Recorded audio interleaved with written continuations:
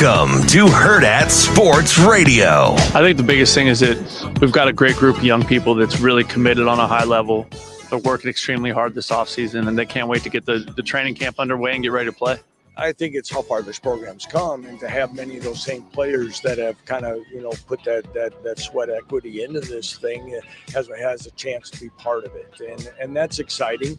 But again, this conference has become so balanced, and of course, adding new members, it makes it exciting. But to see where we've come in 3.5 years or whatever, it's truly exciting. I'm happy for our guys, and it, like you said, there's a different buzz than ever before. College football is phenomenal, man. This conference is phenomenal. Look at where we are. You got to be kidding me, man. I'm a brother from Fort Myers, Florida, and I'm sitting up here in the darn end zone in Las Vegas talking to the whole darn country about a childish game that I played when I was a child. Don't you understand how powerful and how wonderful it is? And I'm so darn thankful to be here. So I try to relay that to all our young men. This is a moment, man. You better maximize it, and let's go get it. Good morning. Welcome into Hurrdat Sports Radio and 590 ESPN Omaha, ESPN Tri-Cities. We're live on Twitter, Facebook, YouTube. That's DV. I'm Ravi Lulla here on the Pillar Exterior stage. What's up, DV? Just enjoying this Pillar Exterior stage. Yeah? Yeah, what's up with you? Oh, just not being mad about Deion. Yeah, I didn't know if I was like, okay. Well, then I went through the rundown. I'm like, he may have some sense. But then as I was driving in and I got closer, I was like, there's no way he can contain himself. So I was okay during media days. Yeah, I don't believe a word of that. I will say I'm always a little annoyed by him just because I think the whole thing is the whole thing feels like an act to me, and I don't like it. Because of the Dern? Well, just because of all of it. It's like, okay, you're in Las Vegas. You're not in Paris. Like going from Fort Myers to Vegas, and what are we doing here? You are so self-righteous sometimes. Also, he's not at the Taj Mahal. He's in Vegas. So, real quick, funny Taj Mahal story. This is not that funny though. This could only go well. So, we had our coaches. We had some meetings because we got to get ready for a few things for next week, and our offensive line coach Brett Williams, who is a very dear friend of mine. His son was his spina bifida and was not supposed to make it more than a couple hours, let alone days. He just turned 20 or 19. And we were talking, somehow we got on this conversation of schools, and he used to teach at Oakdale. And it's been renovated, and sometimes we call it Taj Mahal. And he was telling me, he goes, I said, you're so much kinder since you've got away from the elementary kids over at the Taj Mahal and you've made it to the middle school. And he said, yeah, I got reprimanded for using Taj Mahal one day. I go, really? He said, yeah, Zane, who was having surgery. He was with the doctors and they were talking about they're talking about Brett's work. He and the doctors were talking about Brett's work, and he's like, I'm over at Oakdale. We like to call it the Taj Mahal. And he kind of did his own little laugh, and the doctors did not find that funny. Why do you think the medical doctors did not find that funny? Because they look like me. They were Indian. Yeah. I laughed my head off. Yeah. And so apparently sometimes they listen to the shows on their drive-in and stuff. And I said, mules and jewels isn't for everyone. And our wrestling coach, Mike Jernigan, about fell on the floor. He was probably the only dude in that room that got the joke. It was I said, I this dude, he lives in my head. I can't shake my radio show partner, and he has 0 sense. I mean, we talk for 15 hours a week. I figured and it was just funny. And my head coach dry scooped Spark, and he lost his mind. What are we doing? He's just like that. He's ultra dry scoop stuff. Don't do it.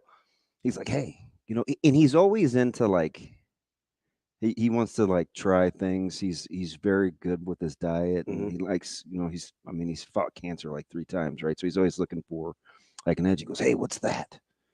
I said, oh, this is just such and such and such and such. And everybody else in there has seen me dry scoop it. I do it before every practice. Every practice. Yeah, you have no sense. Man, listen, this dude, he went there. Yeah. Oh, yeah. Had to leave him alone the rest of the day. And he already revs high. So shout out to Grape Spark. Yeah. As when he handed it to me, he said, here's your purple drink. That's like, wow, Brett. That ain't wet. That's what we're on today. I mean, huh? it is purple and you are drinking it. So technically true. I scooped it, buddy. Technically true. I scooped it. So you want So I just got to go back to this. Okay. Because About Deion?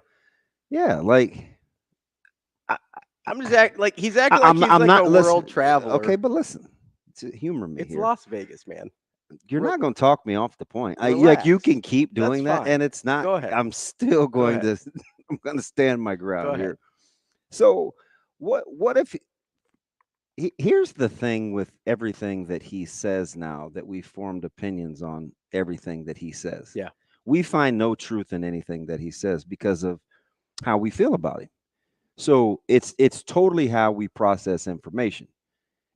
He could say the sky is blue today, high of 76, and you'd be like, it's probably going to be closer to 72, and there's partly some clouds, and Actually, like high's 88 today in Omaha. we just can't take it for what it is. So a kid, hang on. Okay, all right. So he gave the context of where he's from, and he did grow up relatively poor. I get that. That's fine. And would not have been doing media days at FSU. So if that's his frame of reference, why pick at that? It's unnecessary. It's wasted energy, man. It's the negativity. I mean, it's fine. Like, maturation is showing here. But again, that's like swallowing cyanide and expecting him to die. Like, why hang on to that? I don't want him to die. I don't care. It's not that big. No, the analogy is, I know. Get the hate out of your heart. Like, not everything that he says has to be some controversial take.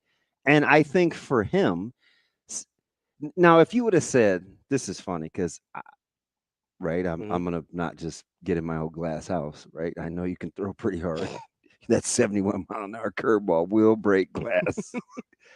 I am thinking to myself, I'm like, now, do you really want to be here? You don't make yourself very accessible. Mm-hmm. So do you really want to be here? That's the only part in my head when he's talking about, I try to get that across to my players. Well, you got to show that you're appreciative to be here too. So do you really feel like that, or is this more for your players? That's the only thing that I really like parse through in my head and degrees of truth. But what if that was his frame of reference? That's fine if it's his truth, but like he also played in the NFL for a long time. I get it. No. Listen, So I was first rodeo. I was very specific about the analogy that he made. College guys going to media days in that kind of setting. So I said, growing up in Florida where he did, being at Florida State when he was, that's his frame of reference. He hadn't had the Dallas Cowboy experience. He hadn't been the Atlanta Falcon. He hadn't been the now. But that's not what he's talking about. That's not what what you thought he was talking about. It's not what is that what you heard? Like, do you want to play that again? You can if you want to. Shane, if you could find that. He didn't talk anything about college specifically until the very end where he's like, I'm at media days in Las Vegas or at this whatever. I try to get our kids to understand the same thing. You didn't hear any of that? Not on that part. Shane, are we ready? I hate doing this to you. That's okay. We'll try it here. Might be a little bit of Lance here. All right. This conference is phenomenal. Look at where we are. You got to be kidding me, man. I'm a brother from Fort Myers, Florida. Number one. And I'm sitting up here in the darn end zone in Las Vegas talking to the whole darn country about a childish game that I played when I was a shouty. Again, another reference to him being young. Don't you understand how powerful, how wonderful it is? And I'm so darn thankful to be here. So I try to relay that to all our young men. This is a moment, man. You better maximize it, and let's go get it. What's confusing about that frame of reference? Okay, I understand. Okay. I just want to make sure we heard the same thing. That's what I'm talking about, processing it through the ugly filter. I also understand that he's had a lot of experiences that are a lot cooler than being. He's relating it to his kids. He is. He clearly was relating that to his players. All right. I mean, if you want to ride It the doesn't. Deion No, train, that's fine. I'm objective. If you want to ride the Deion train, listen. that's fine. I cannot like people, and they can speak love truth. Deion, that's fine. You're not painting me in that corner. I mean, listen. Nobody puts baby in the corner. If you wanna, I don't listen with. I don't listen with my feelings. If you want to ride with DB, I'm sorry for being a stereotypical man. There is a certain amount of rational thought process when I process if you want to information. ride with Deion, that's fine. Like that's cool. I don't let my emotions sway my opinion.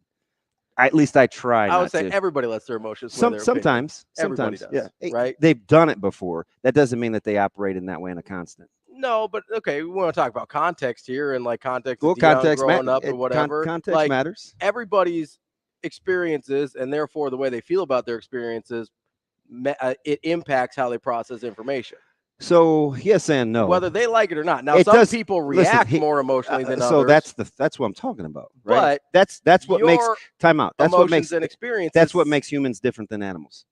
Your emotions. That's what makes humans different than animals. The ability to act rationally, even though you're processing information that you may not like, that is based on a past experience. Like that's the difference between humans and animals, is we have the capability to take a step back and not have it be the end result of what our decision making is. If I acted on everything that I processed real time, just doesn't happen that way. I understand that, but do you also are starting from a point when you've already processed through your experiences and to a certain extent emotions, not just you, the royal you, everybody. So what would you say, like the same thing if I processed it through me being at media days? Sure. Yeah. But I didn't. I didn't approach it from anything. I listened to the information. I just simply listened to what he said. I understand that, but your experiences make you listen to that differently than mine do. Being objective? I mean, you can call it whatever you want. No. I see. You can't do that. You're not afforded the luxury of if you don't like a rational response, you don't get to dismiss it as though it has no value, right? You yourself are very capable of just listening to the information. You think it's a rational response because I don't like him, and so because you don't have that strong. No, that's not true. That's not true. That's not true. That's not true. I don't like the fact that you're saying because I process it from just a vanilla standpoint with no pre-existing deal, that somehow makes me special. It's not special. It's my point. People are very anybody's capable. Anybody's capable of my doing point it. Is everybody processes things through a pre-existing deal. Everybody. Yeah. We are a product of our experiences, and therefore we process things through those experiences. Yeah, I'm not gonna make light of therapy or anything like that. But what I will tell you is the canned responses to promote like this safety net isn't always necessary. Sometimes it just is what it is. Safety net? Because I think we're letting ourselves off the hook from just receiving information and receiving it. Like it doesn't have to go through a specific filter. Like people that can function. I just disagree. I think everybody processes things through the filter of their experience. So how do you think critical thinking works? Like under duress? I think it works differently for everybody. Okay. And it's a lot of times not just based on what the information you had, but the experiences you've had with how you process that information and the experiences you've had in similar situations. Like that's how most people critical think. They try and find frame of references like Deion was. That's fine. He finds a frame of reference for, hey, this is why I feel this way about Las Vegas. And whether I believe him or not, that's fine. That's what he was. That's the structure he was putting. How do you ever how do you ever take in information and like make it productive for you? Like if you have a traumatic, we talk about this all the time with the frame of reference thing. If it goes through a negative filter because of a negative experience, how do you grow? Just because it goes through a negative filter doesn't mean you can't process it and have a positive outcome. Okay, that's kind of like listening to the opening statement of his press conference. Yeah, but we can listen to those things we can listen to him the same thing. Yeah. And hear different things. Correct. And that doesn't really change outcomes. Like I don't have an outcome for Deion. But do we get to make up the whole Dallas thing in Atlanta? And I think that matters. Like, yes, like I understand that he's trying to relay it to. But that didn't even players. come up with that. That hadn't even come up yet, though. Which part? The part that we just listened to was fairly simple. Okay. And some people make it more than what it really was. Like he's just saying, like. But I think what happens is everything that he says gets the is he being sincere factor. Yeah, because he very rarely seems like he's being sincere. Understood. And he a lot of times seems like he's being over the top. Do you ever listen to people that you don't like? Do they ever make any salient points? Okay. I didn't have an issue with most of what Deion said yesterday until he gets on Twitter.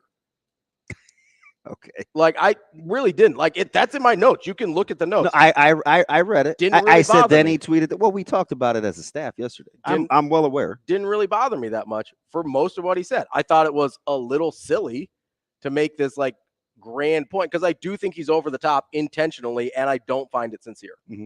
Right. So whether he's trying to relay gratefulness to his players or not, that's fine.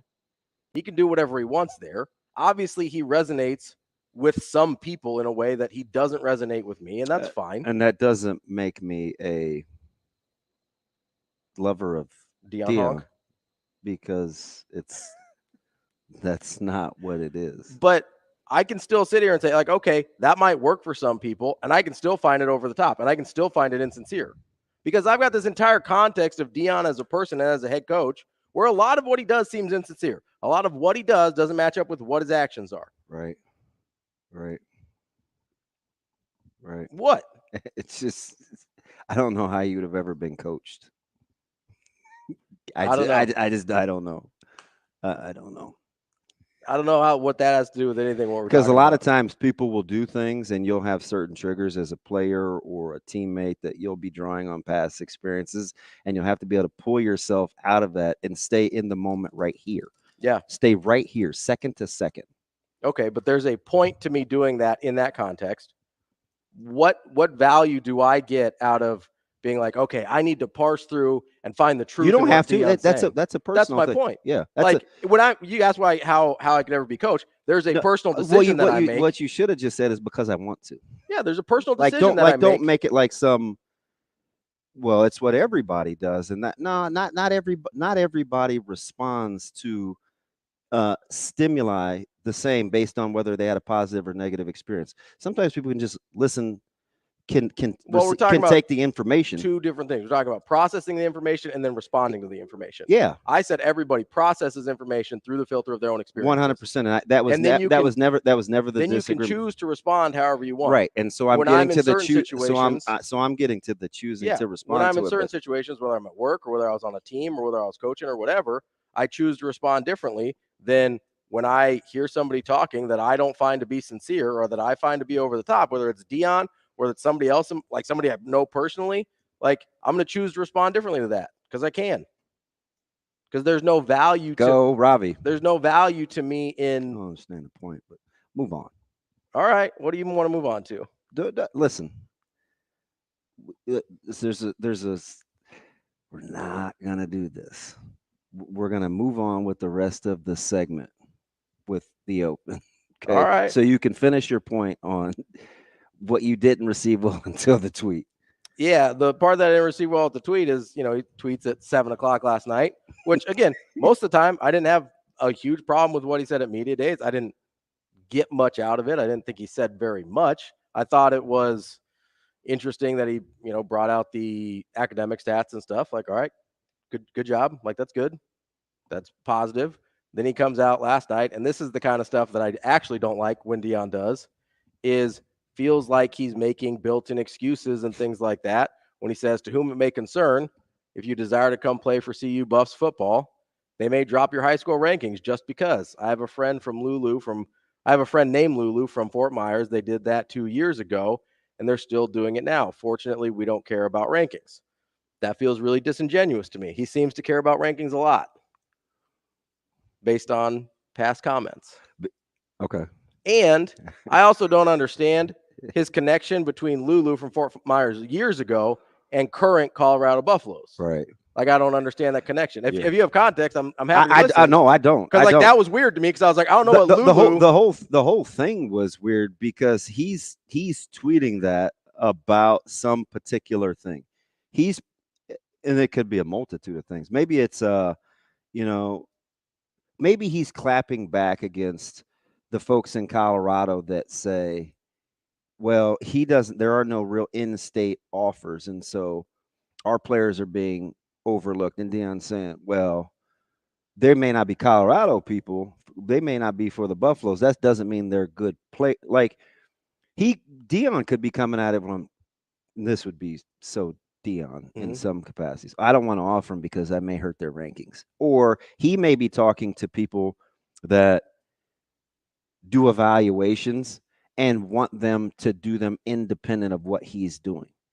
It could be there's obviously some pre-existing things that have happened with the guys that he's recruiting. But I don't like for the high school recruiting thing. I don't get it anyway, because who were those? Who were those high school guys that he was recruiting where this would have been relevant? That's what I mean. Like, I don't understand. I'm sure it's probably more about people that are being recruited now. I would guess. That's what I think. But like, I mean, it didn't really seem to hurt Jordan Seaton's ranking much.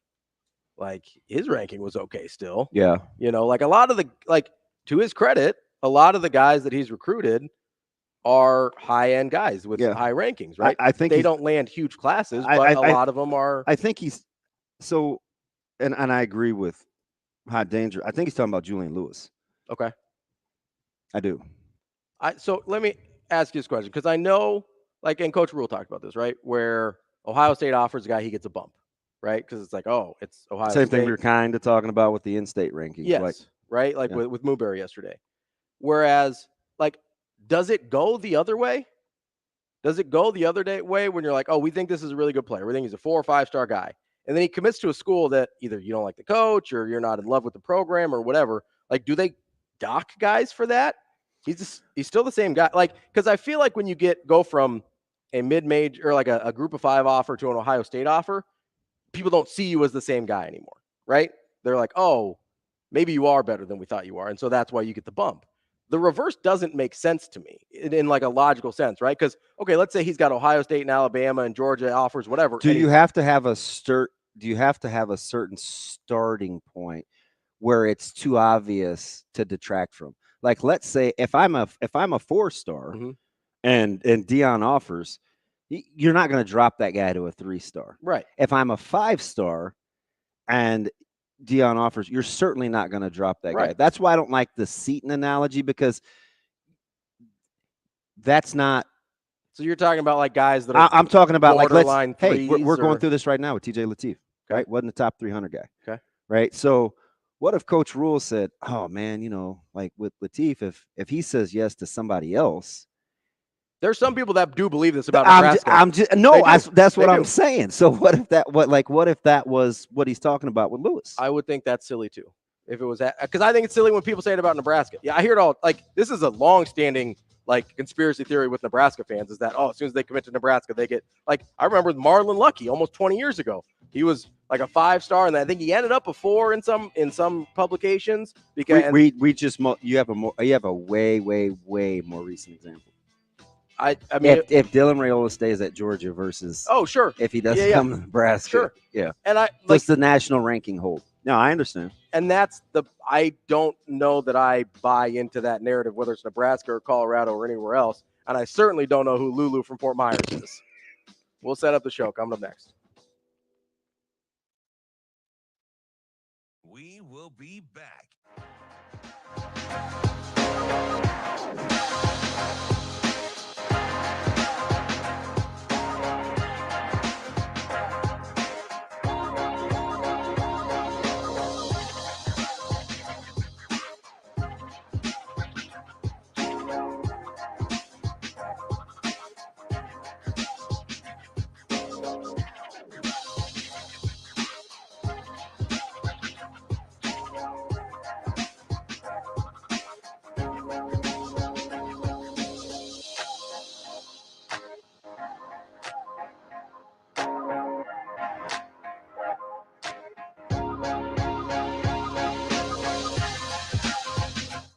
We will be back.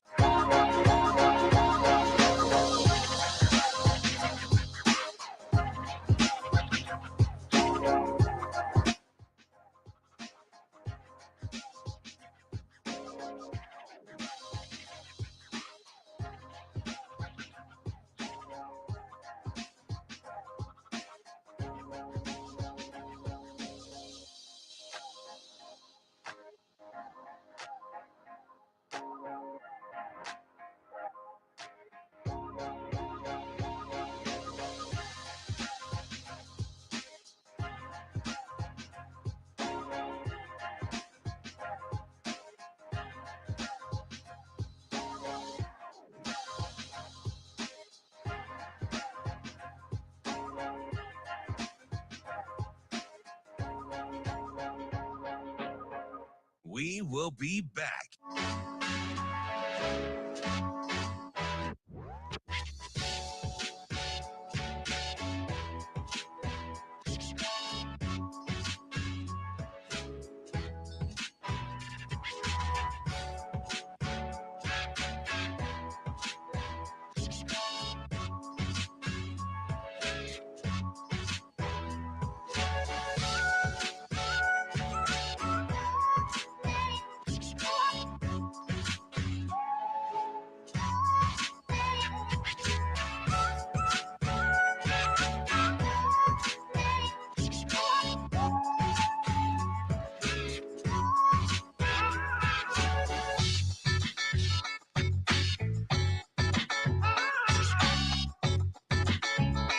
We will be back.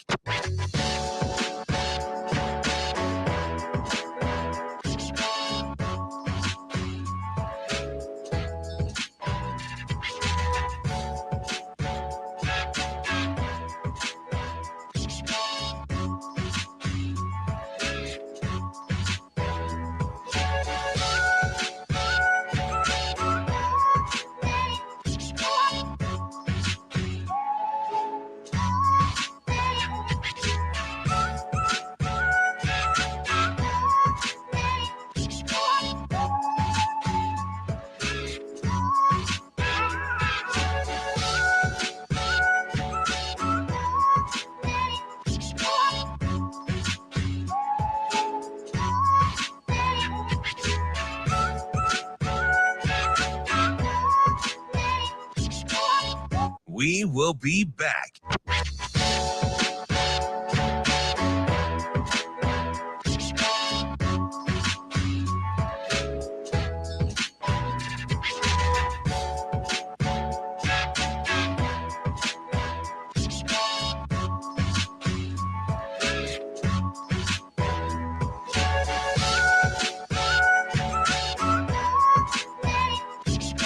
We will be back.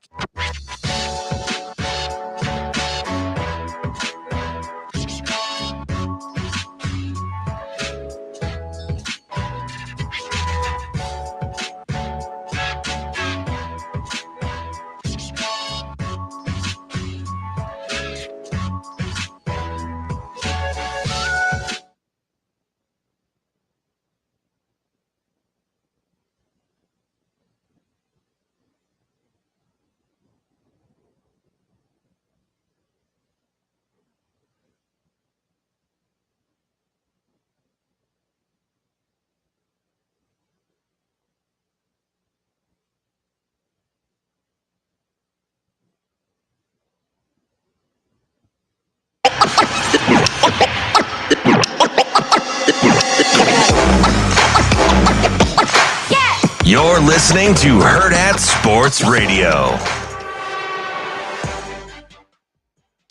Welcome back to Hurrdat Sports Radio, AM 590, ESPN Omaha, ESPN Tri-Cities. We're live on Twitter, Facebook, YouTube. That's DB.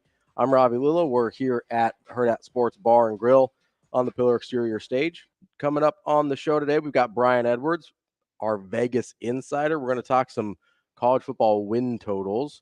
Got a few teams that we're interested in that we want to talk about with B. Edwards, so we will do that at 8:45. Coming up at 9, we've got Michael Bruntz from Husker 24/7. We're going to give him some questions about their left off list of the 24 and 24. Now you're a little bothered by him. Are you going to ask for permission to treat him like a hostile witness? No, he's a Miller North guy, so there's a level of respect there. That See, there we go. There's the bias. Listen, Your Honor, permission to treat him like a hostile witness. Like we said now, Bruntsy. Like Bruntz told BC when he was trying to get a hold of Cade Vermas, his word is his bond. He's he's going to call you back. He's going to call you back, Miller North guy. We will talk to Nick Osen at 9:45. He covers Wisconsin for 24/7 Sports. We're starting our Nebraska opponent previews. It's that time already. It is. It's coming up on us real quick here, and we know that because camp is starting in just a couple weeks. Incredible. And people are going to have a chance to see a little bit of it. Yeah. With August 3rd. August 3rd. I think tickets go on sale in about 2.5 hours. They go on sale at 10 a.m. It's the first ever Nebraska NIL practice. Listen, I'm here for it. I am too. I love it. I think, and I would be curious, 888-638-4876, why you wouldn't be. Yeah, I mean, I think there's some people that have a hard time with the NIL thing in general. We've talked about that within the state of Nebraska before. Okay. I think, I'll be honest, the number was a little higher than I thought it was going to be. I don't have a problem with it, but I thought it was going to be like $10, and it's 25, which I'm fine with it. But I could see some people being like, it seems like a little much. So if there's pushback there, I get it. So this is, I don't know about this. Can we just call this a fundraiser? Mm-hmm. Can we just call it a fundraiser practice? This is what it is. We call all the funds go to 1890. Okay. It's a fundraiser for the NIL. That's all it is. You guys have a ton of, I'm not gonna base this on any pre-existing knowledge or judge you a certain way, but you guys have a fair amount of discretionary income and like to enjoy yourselves, right? Yeah. So no kids. So you go to this fundraiser, right? Yeah. Your folks that run a couple of fancy restaurants, V-Merts, they're having a wine raffle, mm-hmm. and they know it's a fundraiser, right? So they're getting something at. Yeah, you pay a little extra. Right there you go. Yeah, I get it. We've all done that, and here's the beauty. Yeah, you're like a silent auction or something. You pay more for something. Yeah, like you're paying, because half the time the price is on the sheet. You're paying right? $225 for swim lessons, and they cost you $80. Yeah, but you're saying to yourself, "Hey, it's for a good cause. They're for charity. They're supporting such and such. They're supporting a thing I care about." Right. Half the time the value is on the page. Right. And then you bid over it anyway. Right. So that's why I don't have a problem with it. I get it. And here's the thing. Yeah. Like if you wanted to split hairs over what the value is to start with, mm-hmm.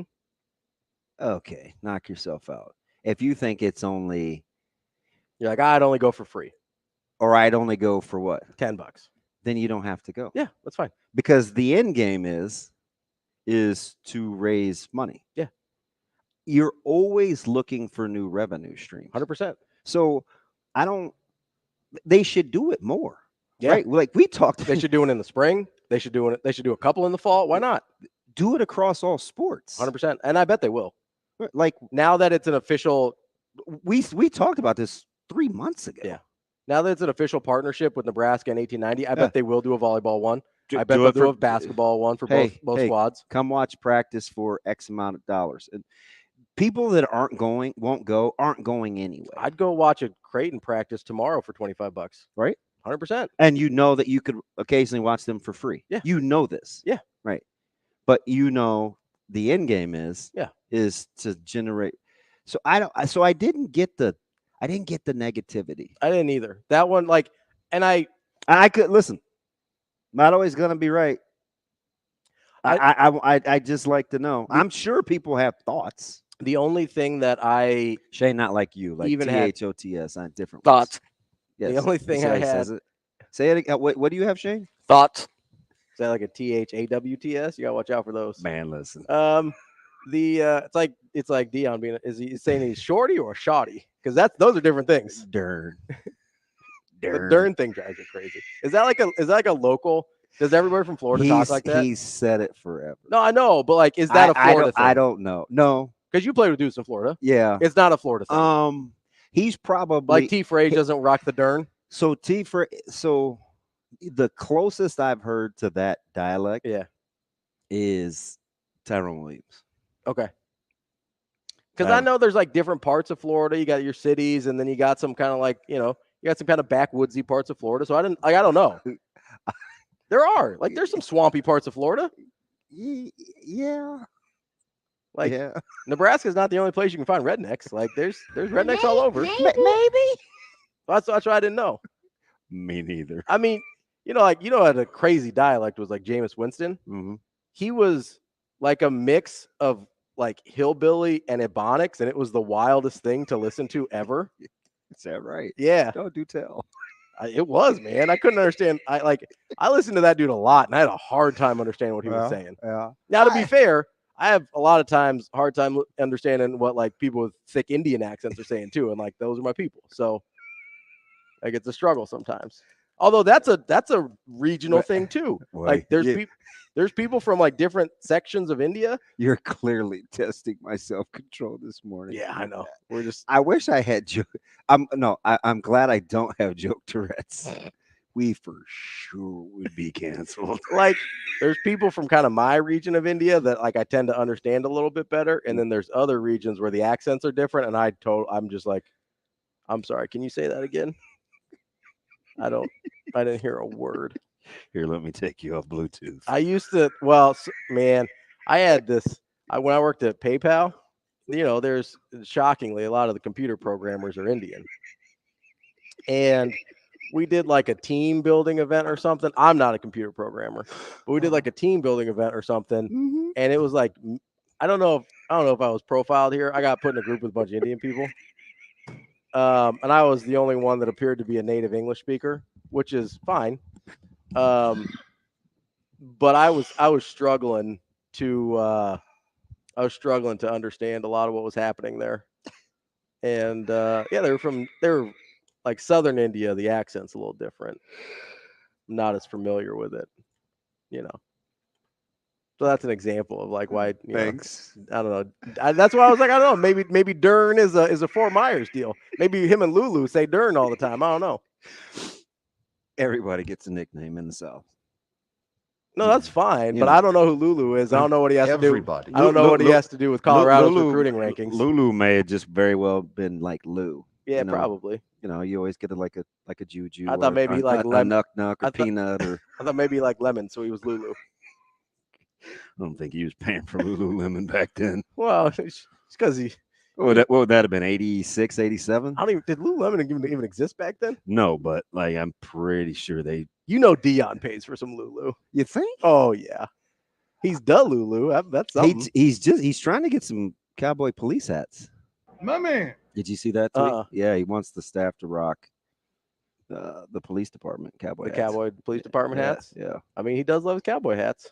What's up, girl? So anyway, but yeah, I don't have a problem with the NIL. I don't practice. either because just say out loud, it's a fundraiser. Yeah, I think that's fair, and I mean, I think most people and strategically, see, he's smart, right? Because people say, well, I could get that anytime. Actually, you probably could, can't. Because I don't know. I shouldn't speak this into existence. What I would say would probably happen is August 3rd, you were 3 days in, so you can be in, and I bet they'll go every day. Mm-hmm. They may take a day off in between, but you'll still get to the magic mark where you can put pads on. Yeah. So you will see them practice in such a way that most people don't get to see them practice. Like you really don't. And it's not just that. It's like, well, I could watch the spring game. Well, in the spring game, they won't. It's not the same as what you'll see in a practice. The tempo, the pace, the real direction, seeing people real time coach, the drills, how they get to where they get to, the teaching instruction. That's the part that's. Also, I think the coach and I bet you they do something like, hey, here's you'll probably eat, or an ice cream social or something like it isn't going to be just like here come, but it's a fundraiser. I will say for $25, you got to give them something on the field. Yeah, I'm with you. Like I'm with you. You can't just you can't be in like half rack or like helmets only and charge $25. Like there's got to be something to see. Yep. And believe me, he's always talking about we owe you. He knows that. Coming up next, we got more Hurrdat Sports Radio.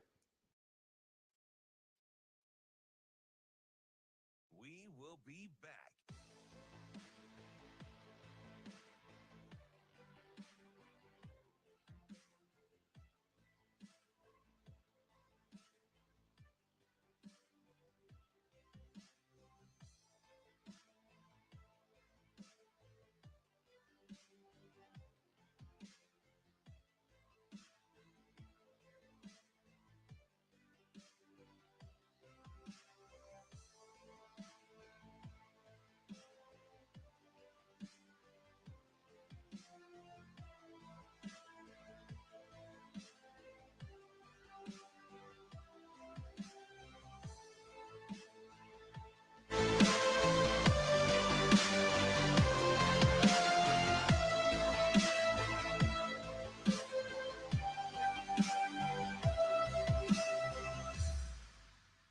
We will be back.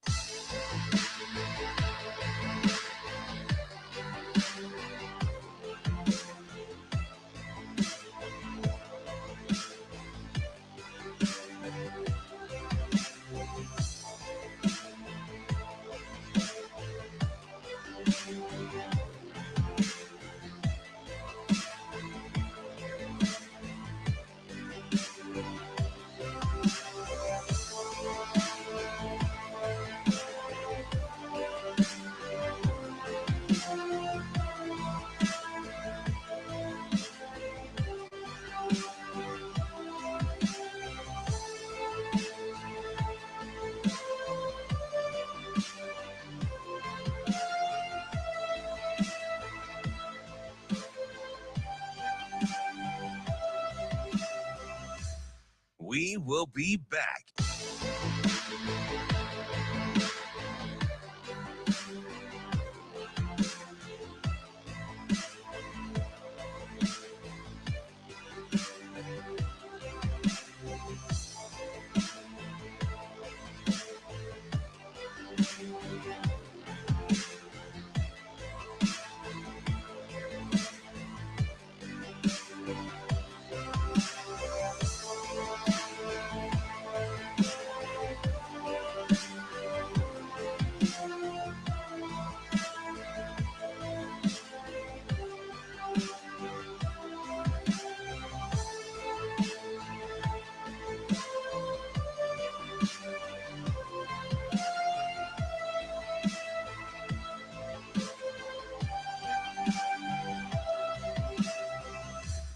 We will be back.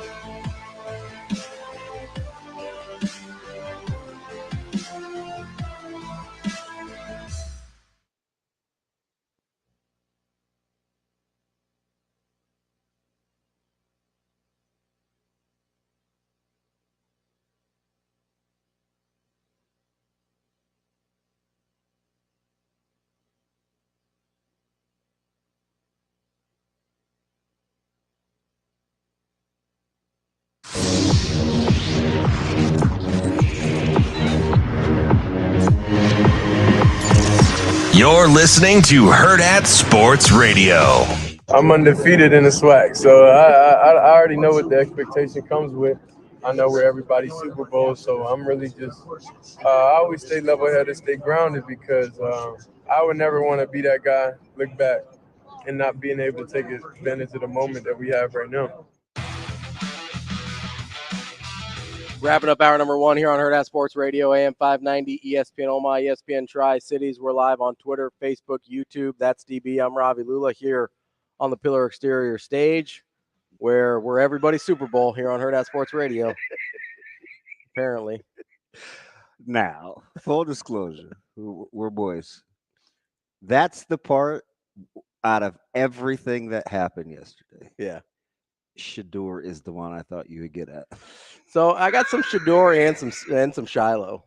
I got a little bit of both. Like, the kids they talk crazy. The kids talk crazy. Right, which is, and I get it. Parents, they'll probably at me. Well, sometimes some hairs get crossed up and not everything goes according to how you parent. And I get that. But a lot of times the natural, normal traits kind of come through. They just come through. I mean, listen, of how you were reared. I mean, especially when that person is now also your head football coach.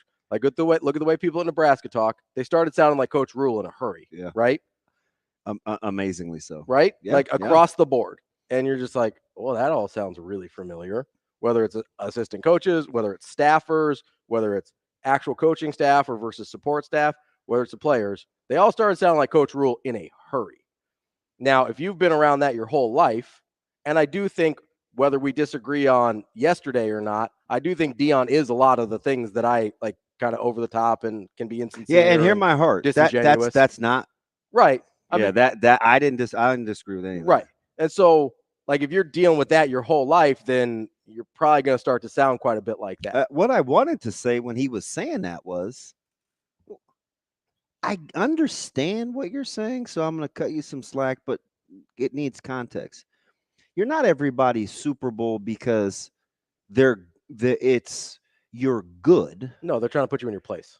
That's what it is. Yeah. Like Oregon last year wasn't like, oh, man, if we beat Colorado, we made it. Yeah. They're like, let's put these fools in their place. Yeah, and Lanning said as much. Yeah. And I think that's a big difference. And it upsets people. It upsets people greatly that they get all the eyeballs. Mm-hmm. And they haven't earned them. Yeah. Like it is unearned. So it's the sideshow. That's the thing. Yeah. It's not your everybody's Super Bowl in its normal context, unless, and he could go back and listen to the first 20 minutes. He could say, DB, don't parse through that. The gist of what I was saying was we're everybody's big game. I don't care what the reason. You may care about me saying what the reason is. I don't. I just know we're everybody's Super Bowl, and I would be like, oh, okay. Fine. But in the context of how they tend to talk and think about themselves, I don't think we're misappropriating his intentions there. Is that fair? Yeah, we're back to appropriation. Well, no, it's repercussions. Them too. Like there is a history of talking and acting like they're more than they actually are at this point. And so when I hear him say Super Bowl, he didn't say, hey, everybody circle us on the calendar. That's true. They do, because they want to beat your brains in. Yeah. They want to put you in your place. Being somebody's Super Bowl is different, right? Like, it's different to be the team that everybody's chasing versus the team that everyone wants to beat. Yeah, North will want to pound our heads in for. Yes, for different reasons. Yeah. Right? Yeah. And I do think the attention is a big part of this, right? I agree. And I think it is a jealousy thing to a certain extent, right? We saw this a lot on the early end of Steph Curry's emergence. There were other players in the league who watched what he did and thought, he's not as good as I am. Why is he getting all this attention? Well, it turns out he's better than you are. But because he doesn't look like some of the great basketball players in terms of athleticism and size and strength and whatever, I think some people had a hard time adjusting to that. Can you hold that thought for a second? Sure. Jordan asked, St. Louis Jordan. Mm-hmm. That's really my guy, Jordan. Yes, your guy. We could share. He asked me day before yesterday, where I would put Steph all time. Yeah, mine's higher than most, but that's a bias I'll acknowledge. Do you know what I said? And he thought it was high. What? I said top 15. Oh, I've got him in the top 10. I have him. So I'm not crazy. No. I've got him like 7. Okay. Yeah. All right. Carry on. I can't get him outside the top 10. My wayward son. Considering. Boy, isn't that the truth? Carry on, my wayward son. You would have had me very young. I know you had a little. Yeah, fudge. I know you had a little missteps in your youth, but I didn't know it was like that. Wow. 13, 14, pretty early, man. Like, I thought I matured early. Trust me, I wasn't that dude. I was still a little scared. But so you've got Shedeur calling it everybody's Super Bowl, which dubious, but well, okay. And then you got Shiloh saying, hey, we're a lot closer this year. We got rid of a lot of poison. Yeah. Do I need to remind everyone who brought the poison in? There weren't a lot of guys on that roster last year that Deion didn't bring in. Well, and the funny thing about that is they weren't poison when he brought them in. I just go back to social media. Yeah. Like your tweet game. Yeah. I'm like, what are we doing? You guys just taking like move on. They're always punching down. It's always. That's good. They're punching down all the time. I don't think I've ever used that in 50 years. Punching down. Yeah. Kind of like that. That's probably not novel, is it? I didn't make it up. I should probably know that. I don't think it's not used a ton, but I didn't make it up. Like that's not a me thing. I can't take credit for that. Oh, not a Raviism. No, it's not. Is that not a Lulla star? As we get, obviously, much like Shedeur and Shiloh, not Lulla stars. But the thing that I just can't get over with whether it's Colorado or Shiloh or Shedeur or whoever is like it seems like there's a total lack of self-awareness, which drives me crazy about any person, whether I know them or not. And any person I have to see speak, if there's no self-awareness there, I really struggle. Yeah. And when there's no Colorado's not going to take Shiloh doesn't want to take any accountability for how things went last year. It was all the poison. It was all the guys they got rid of that they brought in the first place. We're not going to take any accountability there. We're not even going to be like even if you're right, even if there was some bad apples in there, right? You can't be like, hey, obviously we were trying to quick fix here. We maybe didn't do our due diligence on some guys that we should have. That's fine. That's a real answer. I can take that.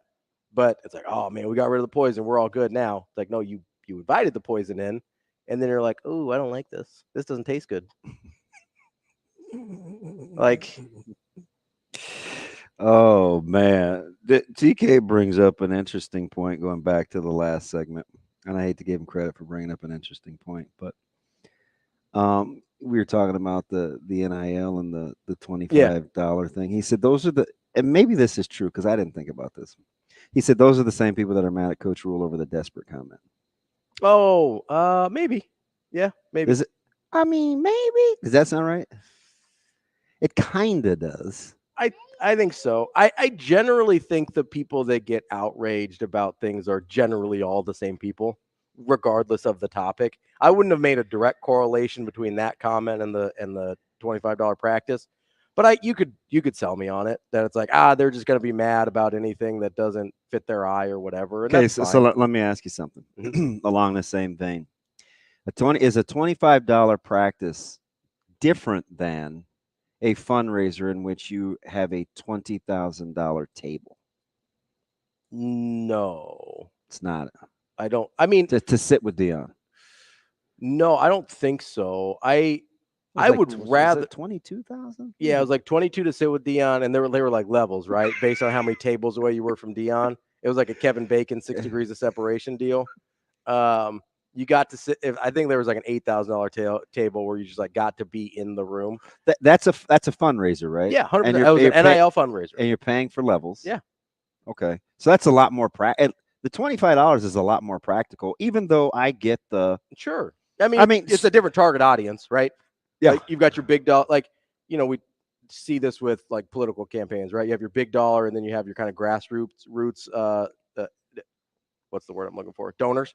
You have your little small dollar grassroots donors. Then you have your big. I'm clearly, no pun intended, a roots guy. Like the band. The Nappy guys? Nappy Roots? No, there's also a band just called The Roots. Is it? Yeah. Are you sure? I believe so. It's a rap group. I shouldn't be asking you.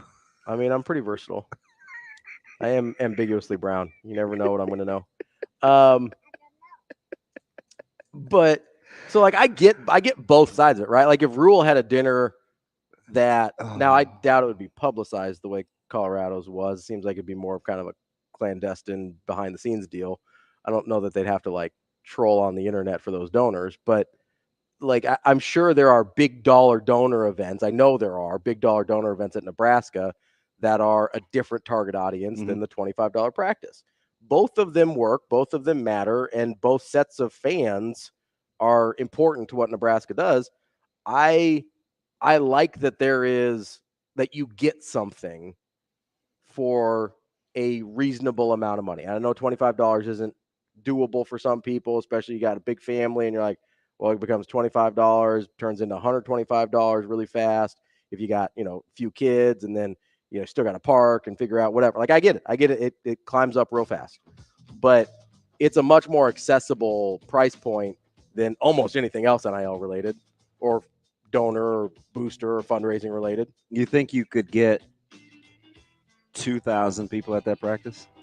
Oh, I thought it was going to be way more than that. So if you only get and I only picked 2,000 because I can do the math. You get $50,000. That's $50,000. Yeah. I honestly, I think it'll be a lot more than that. I'd be surprised if you don't get 10,000 people there.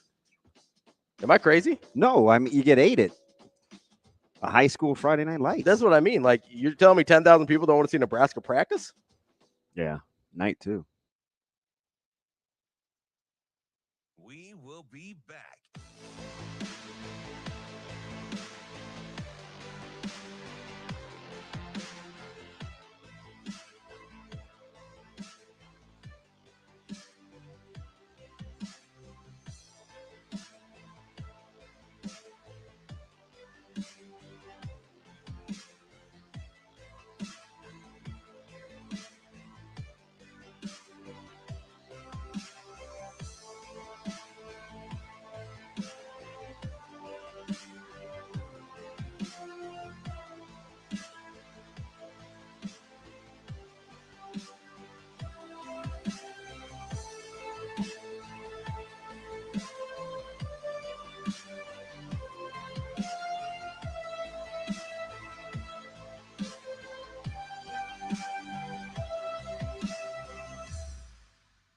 We will be back.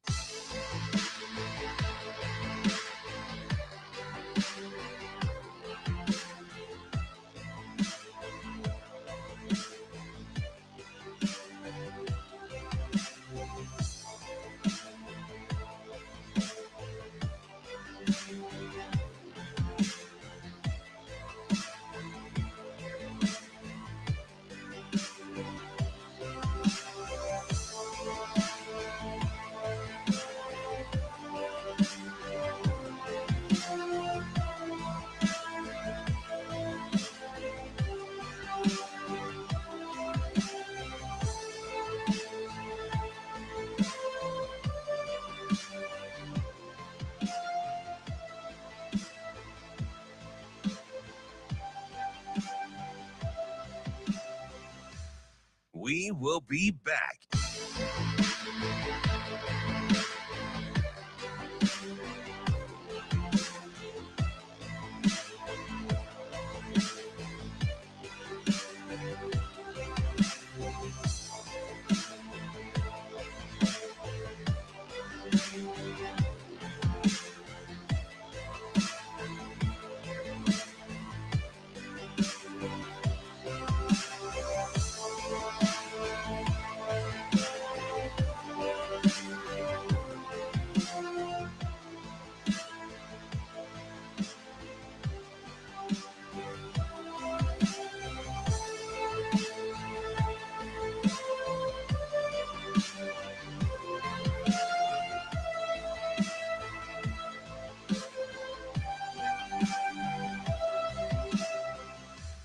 We will be back.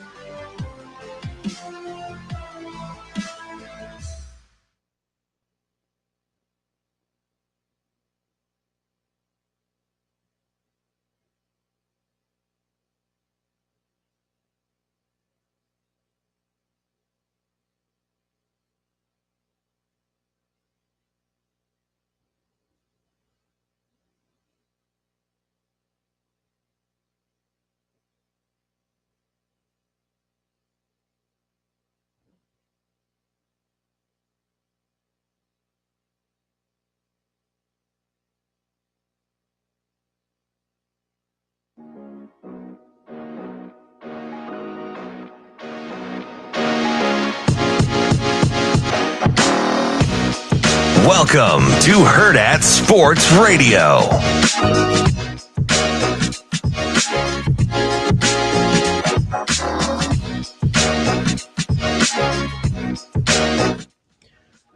Kicking off hour number 2 here on Hurrdat Sports Radio, AM 590, ESPN Omaha, ESPN Tri-Cities. We're live on Twitter, Facebook, YouTube. That's DB. I'm Ravi Lulla here on the Pillar Exterior stage at Hurrdat Sports Bar and Grill. We're talking about, we were talking about some NIL. I'm kind of with T T-Mac here too. What's T-Mac got? He said it's a good entry level. I mean, it's just good basic business principles, right? He's like, it's a good entry level to donate to 1890. Yeah, with a little bit of access given. The lines are going to start blurring between school boosters and NIL contributors. Yeah, 100%. That's, I mean, that you've got the official partnership between the university and 1890. They are technically separate entities, but you're going to see a lot of overlap now. Yeah. That's just how it's going to be. And that's okay. I mean, it's better that the university now has some say in what happens with collectives, because it's going to be less of a loose cannon situation. Yeah. On a side note, Tim Kyle, not formerly of the Astros, great pitcher. I thought it was Daryl Kyle. Is it different? They're both played for the Astros though too. I don't know. I don't really know if I know Daryl Kyle. He died, I think. He randomly. So it wasn't Tim Kyle. Here we go with the Roots Nappy Roots. And coincidentally, isn't that the band on the Jimmy Fallon show? Yes, it is. But they had real music before that. Like they put out albums and stuff before that. They weren't. I don't watch Jimmy Fallon. I don't either. Was he funny? He does like bits that are funny sometimes. I don't watch the show, but I see him on TikTok or whatever. Yeah. Like some of his games are funny. Like he'll play games with his guests. Oh, games. Yeah. He'll play games with his guests. Like he does one. I don't know how often he does it, but he does one where they like have this kind of they have a table where they can't see. What's below I can't see. No, that's I can't read. I thought. And then they've got these like boxes, and then they put an item in the box, and they have to like put their hands in and feel and try and describe what they think it is. And that's kind of a funny game. So he does stuff like that I find amusing. But I don't watch the show in general. I'm looking up Daryl Kyle. It is Daryl Kyle, I think. So he like died in his hotel room like while he was still playing. I believe when he was with the Cardinals, or he might have been with the Astros at that point. He wore 57. He did wear 57. I'm going to look up if Tim Kyle's a person. Tim Kyle Electric Heating and Cooling in Westminster, Maryland. Is that not him? I haven't been to Maryland since 9, maybe. Actually, I was in D.C., but Tim Kyle is the head coach at Azusa Pacific University. Azusa, West Coast. For women's swimming. Yep, don't know him. Let's go with Daryl. I think it might have been Daryl. Tim. I think it might have been Daryl. Tom, Mike, Mark. Matthew, Mark, Luke, and John? No? Yeah. I mean, if we're going to just go the Gospels, that's back cool. in the day. I'm typically a James guy myself. That's the practical way to live. I thought you were giving all the good Catholic names out there. Just is that what it is? I mean, never know there. Bye. No, but I think it's right. I think it's a nice entry level into being, if you want to. And it doesn't, like, I'll be honest, I'm probably not somebody who would ever give large sums of money to a collective or whatever. Like, that's just, first of all, it feels a little weird given my current position as, somebody who talks about the team and whatever for a living. But I also that's not where my priorities are. Like, I want Nebraska to be good. And maybe if I had, I know you like to joke about my expendable income. If I had like that level of expendable income, maybe I would, but I can't see myself ever giving like large dollars to something like that. Even my mom, I mean, granted, she's a season ticket holder and I'll pay $25 and is going to support. Yeah. I mean, she had some NIL questions the day before yesterday. She called and she's like, hey, this, and this, I just read this in the paper. Is this the same thing? Can I do this, that? And I was like, all that is significantly above my pay grade, but I got a guy. Yeah. And so I literally sent out a troubleshooting message. Mm-hmm. The guy, it's Kyle Fisher's the guy. Mm-hmm. They've kind of transitioned him into the 18. Yeah, from the athletic department. Because he knows so many of the parents. Yeah. Right. It just makes more. See, those are the kinds of moves that are made behind the scenes that I can get behind, right? You want to expedite efficiency. Let's utilize our resources. Coach Fish knows everyone. So I'm like, because he was in a recruiting position before, right? So he like had a lot of very good Rolodex, Ravi. He had a lot of like connections with, like you were saying, the parents, the players. Yeah. Like he made those connections. So I'm like, hey, there's no problems, right? Everything's good. This is a total warm call. She's soft as a batch of cookies, but she's got some questions. And I called her to say, hey, this person's going to be up. He's beeping in. Let me call you back. Got it. If I'm lying, I'm dying. Yeah. Like, so the efficiency and the manner in which, and I say all that to say, not my mom's a bigwig because she's not, but every little bit counts. Yeah. Is my point. Yeah. Right. And there's stuff like this that I 100% will support. I'll pay $25, however many times they'll let me go watch practice. Absolutely. Yeah. And Bryce brings up a good point. How much do you think people would pay to go watch Dylan in full pads go have a practice at night? Yeah, more than $25. I would. Like, if I'm being totally honest, I would pay more than $25 to go watch Dylan in full pads just to see. Now, I do think you brought up something that I think is interesting, because that's weird. One of the things, I mean, you bring up a lot of interesting things. That's, it's just not always. But one of the things that I actually am looking. I need my favorite Hispanic. Toby's got my back, man. I'm gonna have to have Toby come up here. Your favorite Hispanic, not SkyMax? Come on, man. I love him too. He's actually nicer to me than Toby. Toby's just funny. So I'll be honest. I don't hear the name Toby and I go, yep, Hispanic. What is it? The roots conversation? Like, where are you going with this? Toby doesn't strike me as a traditionally Hispanic name. That's all. Toby. No, I gotta say it like that. Toby. Because it sounds like a white name. Toby. Dude over here acting like Louis Gossett or somebody. Like Toby Keith. That's what I think of when I think of Toby. Oh, that's where you were going. Yeah, Toby. Stop saying it like that. Uruguay. By the way, how about their meltdown yesterday?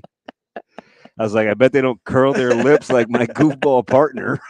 They're like, it's pronounced Uruguay. That's what they got mad about. Dude, no, I'm going to let you off the hook with the Toby thing. Because you did it to me yesterday with Athlete.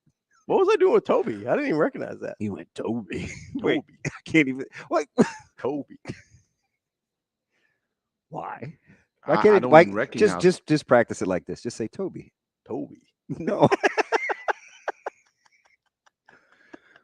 Wow. Wow. If you wouldn't have done the whole call center thing, I would be mad. But you're an equal opportunity offender. Yeah, no, it's fine.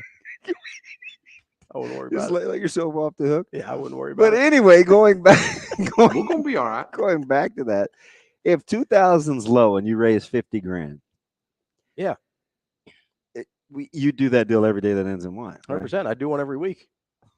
Now you probably get diminishing returns. Yeah, but I think you could get 2,000 every week. I really do. You may not get 10,000 every week, but if you did one every week, I bet you get 2,000 people. And just kind of make it like a quaint gathering group. Yeah. Like you can, because there's a couple ways to do this, right? Like you can do it like Volleyball Day in Nebraska, where you make it one big event. You want 92,000 people to watch a volleyball match in the Memorial Stadium, right? You can do the one big event. Or you can be like, hey, we're going to play, Creighton women's basketball used to do this sometimes. They would go play at the CHI Center or at Quest or whatever it was at the time, right? They don't really do that much anymore. I don't know. They've done it for a couple of years at least now.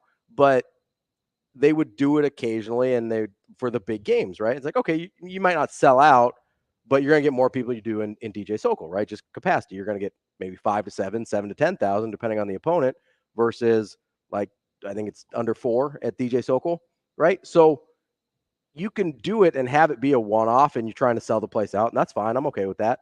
Or you can be like, hey, you're going to have 4 or 5 opportunities to come out and see this. We would love it if you came to all of them, but we understand we're looking at each individually a smaller number. But if you do 4 of these and you get 2 to 5,000 each time, you're going to end up making more money than if you just do 1 and you get 10, right? Yeah. So like you kind of have to balance what you think people will do. But I'd go, man, if they had one every week of fall camp, I'd go every week. My guy, well, I'm just going to call him Money Mike. Uncle Kev? Oh, okay. Uncle Kev. Uncle Kev hasn't chimed in a minute. He does. He just sometimes it's just he's just usually either informing me on something that I have a question about, like wheels or tires or pulling big, whatever you like call trailers. those. Yes, pull behinds. Yes, pull behinds, whatever you call them. RVs. Yeah, Bob Man Money Mike. He said, now I think he's. I don't know if he's being sarcastic or not, but it doesn't sound like it because he gave me the upside down frowny emoji. He said, odd we would pay for a practice. No way. Red, white spring game is a practice, and that mug will be half full. So here's the difference. Mm-hmm. I said this last segment, but in case you're just tuning in, the difference between, because you said as opposed to what, like $10 or $5, and they even quietly have raised the admission to the spring game. Because what was it this year? $10? Was it 10? 7? 10? I think 10? 10. Okay. I think so. So the difference between like a spring game, if you want to know more about the team, you'll get more from a practice. I 100% think that. I also and yeah, there's the other little things that I said where you actually get to see real life coaching interactions. So that's the thing that I was excited to see, that I think you're the only person I've heard talk about it so far, is I'm curious what the coaching looks like. Oh yeah. Like I'm interested to see how different groups are coached, how different guys interact with their groups. Like I want to see what Coach Rule's doing the whole time, right? And believe me, he's going to coach how he coaches. Yeah. I mean, and again, you have to be incredibly secure to let people in for that. Yep. Like you got to be okay with who you are. I mean, but he is the same guy that said, "Hey, when I'm going to live my life. Yeah. Like I'm going to do what I do as the coach here. Life's too short to not." Yeah. If I want to go do people also act differently in public than they do. Like, yeah, coaches are different at practice. So number one, you get to see, and this particular guy that sent the message, he would know because he's seen enough practices where that would be vastly different for people than watching the spring game. Number two, you get the coaching interaction. That's one. Two, the practice protocol, the structure itself. Yeah, like I want to see him run through the stations and run 3 groups at a time. Like I want to see all that. Because guess what? If I watch practice and it's a good one, I more can attribute to what I see on Saturdays. Yeah. You don't get anywhere near that from watching the spring game. No, spring game is you know what I mean? And I'm not diminishing. I mean, spring game is great, right? I'm always thrilled to be at spring. Listen, game. I watch NBA Summer League, right? So I'm gonna watch a That was scrimmage. the example I was going to give. Was spring game is like Summer League, right? You're probably going to get more from a practice than you would from the spring game because, like, yes, there are things you can take. Here's what I always said when Creighton and Nebraska guys used to, and UNO guys used to play in the Omaha Summer League, right? Yeah, Idleman, old school. You weren't around. Were you around for Idleman? No, I was. Jason Isaacson ran the one that I. Okay, yeah, that was like the 2.0. Yeah, yeah, but the reboot. Here's what I would always tell people about Summer League. It's like you may look good in Summer League and not end up contributing during the season, but I can tell you, if you stink in Summer League, I know you're not any good, right? Like so that's what I would take. You have to kind of change what your expectations are for a situation like that, right? Like I'll be on, like, and I'm not no hate on this guy. I saw Manny Suarez a couple times in Summer League, and I was like, oh, he's not going to be helpful, right? Immediately knew it. And there's some guys like Ronnie Harrell, I was like, oh, that might be a dude, and he didn't ever really totally put it together. But so like there's some of both there. But then I also saw Kyrie Thomas and be like, oh yeah, he's a and you can get, and maybe not, you'd have to have like a couple in a row, maybe, or not just one, but you could go to a practice and see, hey, I wonder what's going on with player blank. Which is kind of why I'd like to see one a week. So you can see a progression, right? Yeah. Like you can see progress. And I wouldn't listen. I hope there are more people like you that that are left wanting more. Yeah. Because that generates more revenue. 100%. Which is, if there's an appetite for it, right? Like Hard Knocks is a great example of this, right? There's Hard Knocks all year round now. There's off-season Hard Knocks. There's in-season Hard Knocks. There's the preseason Hard Knocks that's original. Now, it's not, you lose some people, right? Yeah.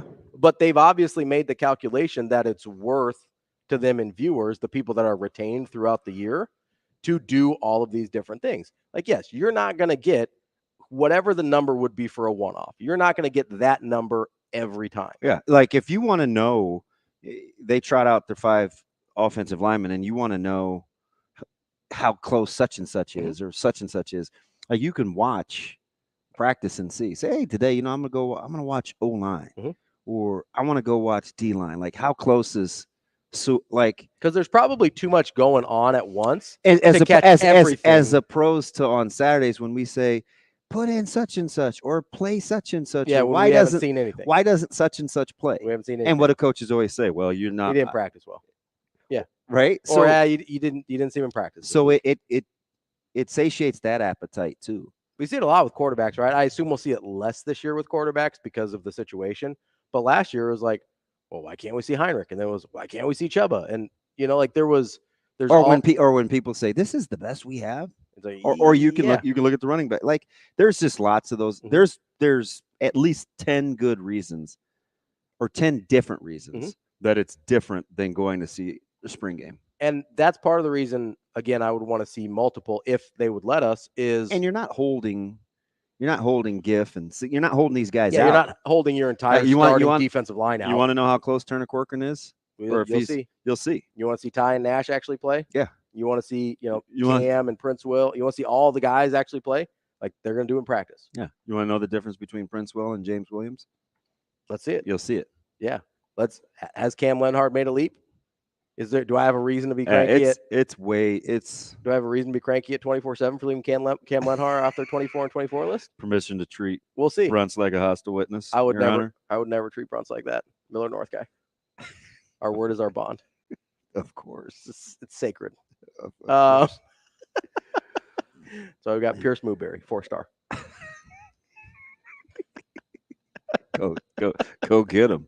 That's fine. And it's funny too. A team with 2 highly ranked recruits like that in state, aren't even the favorite in their own 15 block radius. I don't think they're going to be very good this year. You know what I mean? Yeah. It's just it's hard. It's hard to win. I don't know that they're going to be very good this year. I think it's going to take some transition.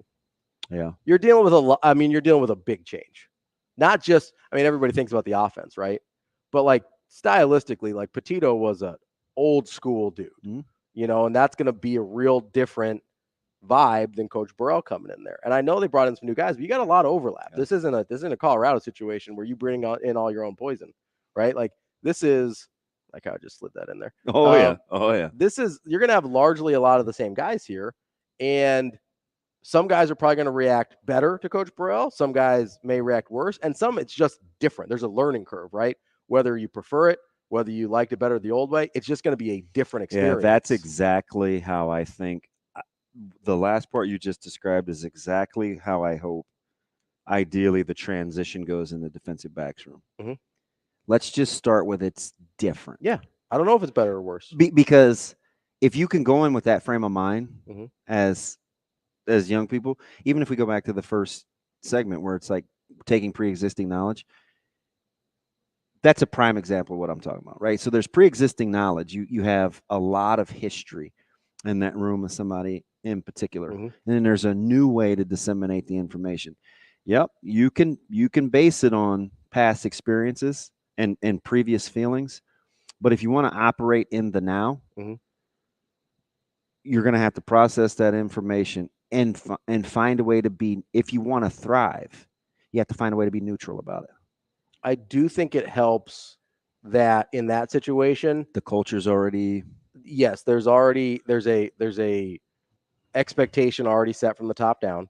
So this is a different cog in that machine, but it's set from the top down. And I would assume, I don't know this for sure, but I would assume none of those guys have preconceived notions about John Butler. They probably don't know him from Adam, right? In terms of how he coaches, they might know who he is, right? But how he coaches, how he operates. And those guys are at that age, you're typically more resilient.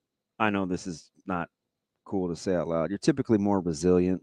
You're more pliable for sure than you are at like 40. Yeah. You're more adaptable usually. Even though you have more. They have a lot of. You have more to draw on. Yeah. As an adult. But sometimes that can work against you, right? Yeah. Right. Yeah. Like that filter gets pretty thick sometimes in terms of what you're allowing through. But I think it helps that they probably don't have an idea about John Butler coming in.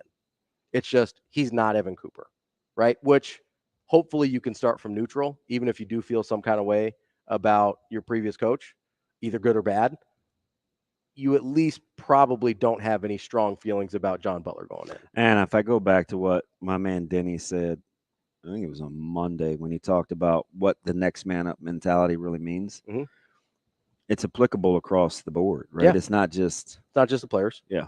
It goes back. I think I said this the day after it happened, or whatever day we came back after it happened, was the thing that I think a lot of people appreciate about Coach Rule is he's not going to ask you to do anything he wouldn't do, and he just showed you that. Like, if he expects you to keep the standard no matter the situation, he better keep the standard no matter the situation. And you better believe this is not an easy situation for Coach Rule, right? Guy that's been with him literally at every stop. And he's privy to what all led up to it too. Yeah, the whole context. So you still have to be able to function at a respectable and high level, knowing that there's with the burden of knowledge. That's a great way to put it. Like there's sometimes knowledge helps you and sometimes it's a burden. Yeah. Right. And being able to operate when that knowledge is a burden is a skill. It's a valuable skill, and that not everybody has, and some people have it sometimes, sometimes they don't. But that's the thing that I appreciate about the situation of Coach Rule is hey, this applies to everybody, including me, including my coaches, support staff, everybody. Like, it makes it a lot easier to buy into as a player, right? Because you're like, oh, well, he's not doing anything. He's not asking me to do anything that he's not doing. Like Trev Alberts, everybody. Well, Miles too. He didn't make the standard, so he's gone now. Wow. He's got a different standard now in Texas A&M. It's fine. Nothing would please me more. T-Mac has an idea. All right, T-Mac, what do we got? Well, and remember, the school that he cheers for has a boatload of money. So I appreciate. Is he an Oregon fan? Texas, remember? Oh, that's right. Yeah. I just had unlimited NIL on my brain with Oregon. Isn't that something? What is he? 86? Yeah. We can't spend it all. Huh. He's got plenty. What's the line? You never seen a hearse behind a U-Haul behind a hearse or something like that? You never just seen I thought it was like a Brinks truck or something. Whatever. Yeah. He says to make the practices become marketable, you limit access for everyone, including press. No free press credentials. For those events, you limit the free press access, the free practice access opportunities. But easy, T-Mac. I'm trying to get some of that free press access. No. So it doesn't have to be exactly what he read. You got to dig deeper. You just become citizen, Ravi Lulla. Mm-hmm. Which I do all the time at different sporting events. You pay the $25. Doesn't mean media can't come. Yeah. You just become citizen for that day. Yeah. Because you'll always have media available. Oh, knock on wood. For the most part, with this regime, you'll have media access. Mm-hmm. If you want those days instead of your 15 or 20 minutes, sure, you become citizen. Yeah. Ravi Lulla, not media. And if I need to, I'll pay the $25. Yeah. I just hope I can be parent. I don't want to pay $25, man. Trying to get in on a parental pass. It's half a tank of gas. Well, you're gonna have to pay the other half to get down there. We'll be back with more Hurrdat Sports Radio coming up next. We will be back.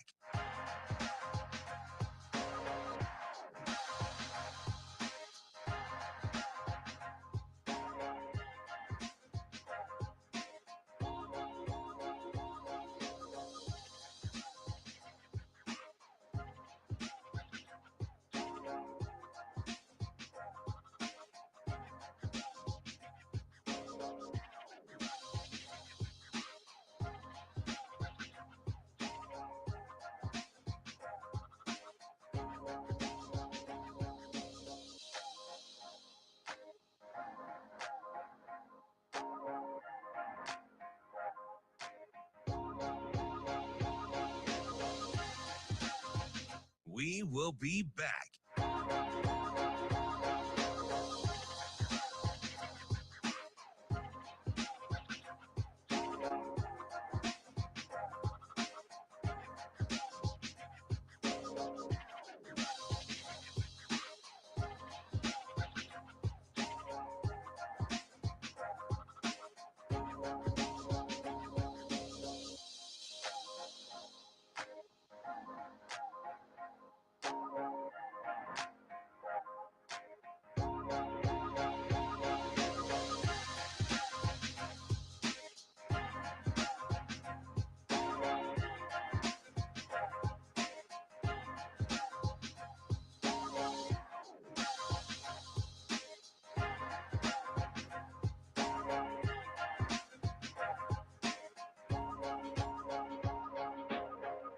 We will be back.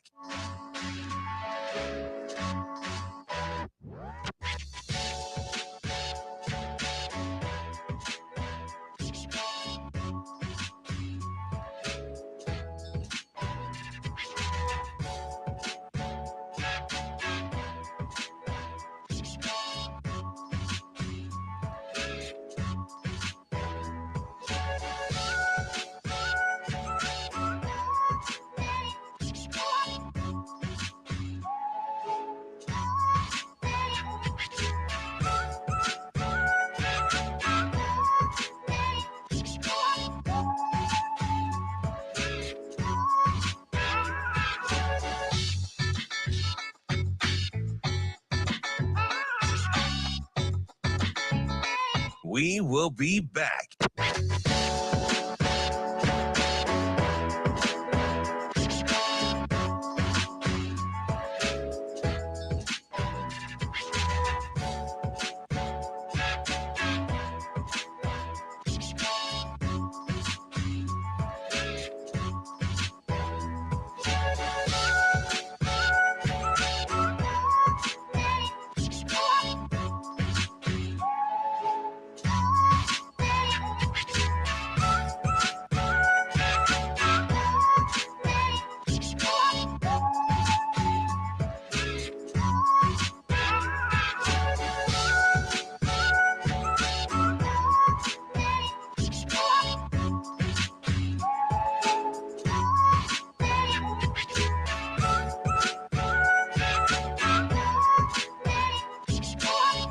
We will be back.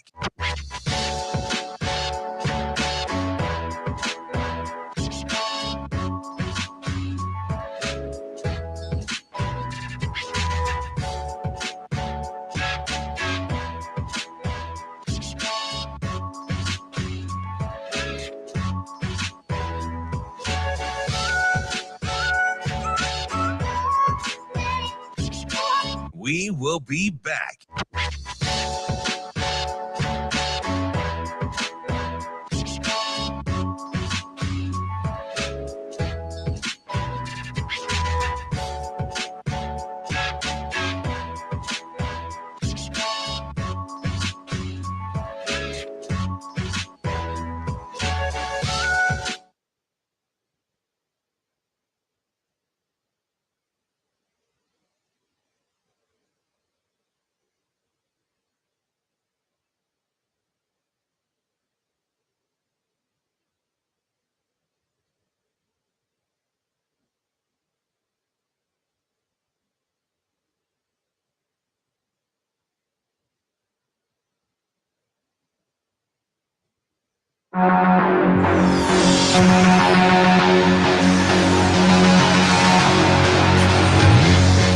You're listening to Hurrdat Sports Radio.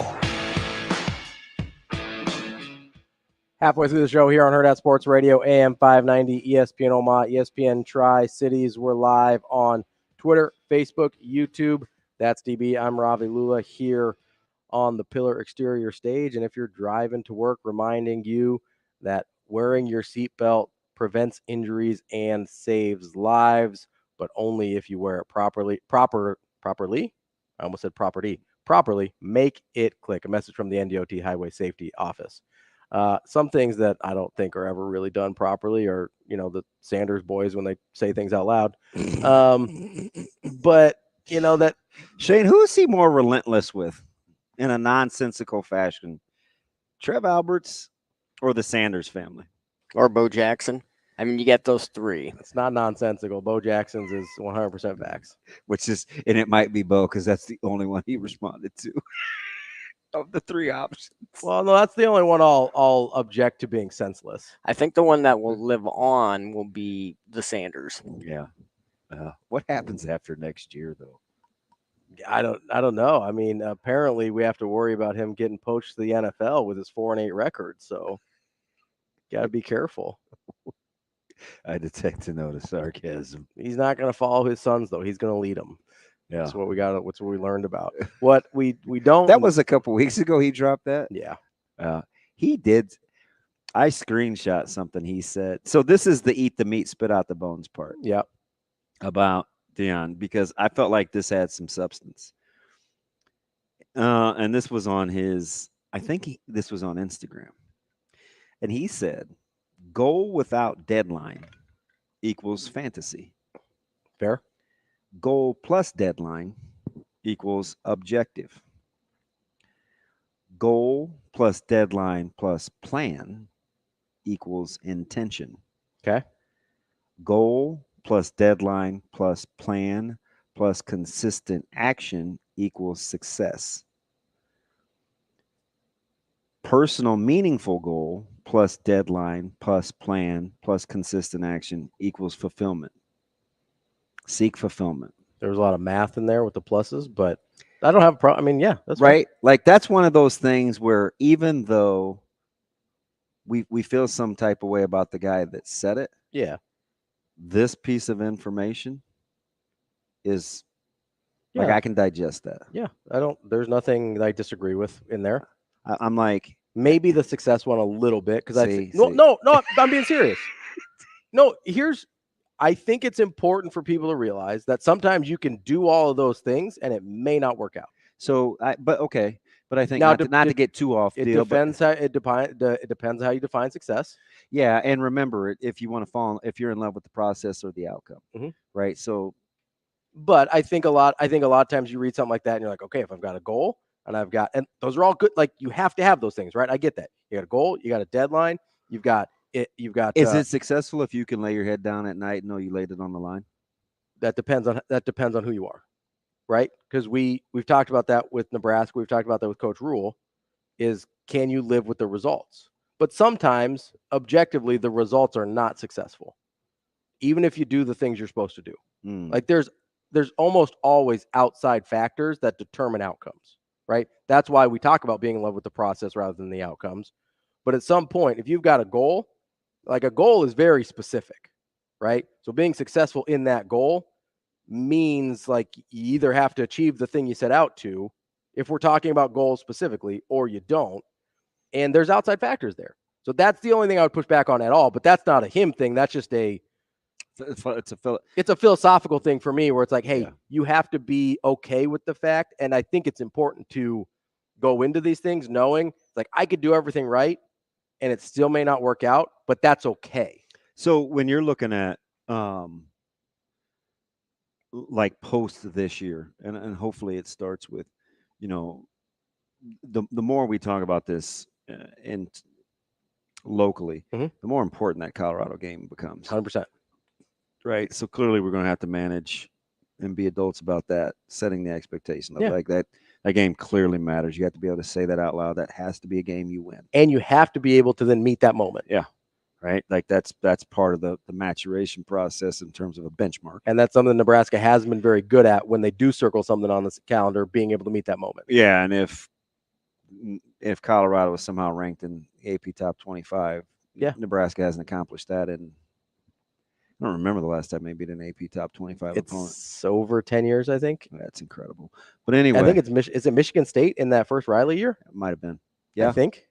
So if you're operating on that and in your general managers, and we're talking about this draft, like, do we really think it's Carson Beck and then Shedeur Sanders for quarterbacks? That's what I'm having a really hard time with that because am I crazy? I don't love this quarterback class. I mean, I don't either. Because here are the five guys that ESPN. But I do think Beck is considerably better than the Nat. Like, I think Beck gets slept on. They were really hard on Beck last year. I think Beck gets slept on quite a bit. So here are the five guys that ESPN puts in their way too early mock draft. Was Michigan State after Miami? Because 2014, Michigan State was later. It was after. Yeah. It was later Miami. in the year. Yeah. It's Carson Beck, Shedeur Sanders, Quinn Ewers, Connor Wegman, Riley Leonard. I don't love that group. Oh, I'm with you. Like I don't look at that group and I go, oh yeah, I feel really, really good here. Especially compared to how you maybe feel about this year's group. Yeah. This past year, right? Where there were like several guys like, oh yeah, and I can even see that. The crop before that. Yeah, I agree. I do like Carson Beck, I think, more than some people give him credit for. I thought he was really good last year. I think he's going to be really good this year. I think Shedeur Sanders is a good NFL prospect. I do think there's concerns there with how long he holds onto the ball. Like, I don't know how that plays in the NFL. I don't know if that's a fixable trait or not. There's obviously a ton of talent there, right? I'm not going to pretend like there's not. And I asked the question, not necessarily like I don't mind this, but what we've got to understand is, I think whether it's media or a fan base or whatever, you're going to have 2 first-round talents Up against you, come into your building for a night game, and I think you have to treat that with a certain level of respect. You do, because top five quarterbacks in an NFL draft don't roll into your building. Not often. Not a ton. I mean, there's nobody else on this list that'll be rolling into the building right this year. And there's a difference between fear and a healthy level of respect. There ought to be. Coach Rule isn't blowing smoke. When he talks about that's a great player. Yeah, coming both to of Lincoln. them, Shedeur and Travis Hunter, both great players. They're going to be, whether they both go in the top 5, like Deion said, whether they both go in the top 10, they're both easy first round talents. There's no question there. The question is going to be, like we talked about with Nebraska, can they both acknowledge the magnitude of that game and meet that moment? Because that is not something Nebraska's done well. It's usually the ladder's hard for a lot of people. Meeting the moment. That's why favorites don't always win. Well, it's also, I think it's different. I think some people do it better than others, for sure. But I think the first thing that I think of when I think of Nebraska and like putting too much on a game, which I don't really believe in, like you can put as much as you want on a game, you just have to go meet it, right? Was 2010 Texas. After the Big Ten championship game, Nebraska started talking about Texas in like June of that year. And that game wasn't even an opener. It was in, I think, October. Yeah. Right. So didn't we get the light flurries? There was a hype video in like June for that game. And listen, I'm cool with all of that, but then you got to go do it. Right. And that to me was the first one that I think of in my mind, because before that, Nebraska had a pretty good run, whether it was 90s, even into 2000s, where like they would meet like Ndamukong Suh on a Thursday night against Missouri. That was a big game, and they met that moment, right? Yeah. Like that was a really big game. There was a few of those prior to that. Yeah. You could even go back. Washington was a big one.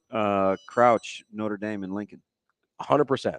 Right. Like you go Crouch, Notre Dame, and Lincoln. You go Team Art against Kansas State on national TV. Like they had moments where they stood up and said, like, yeah, we're up for this, right? The Braxton Miller injury Ohio State game, to come back and win that one with the Rex Burkhead efforts, right?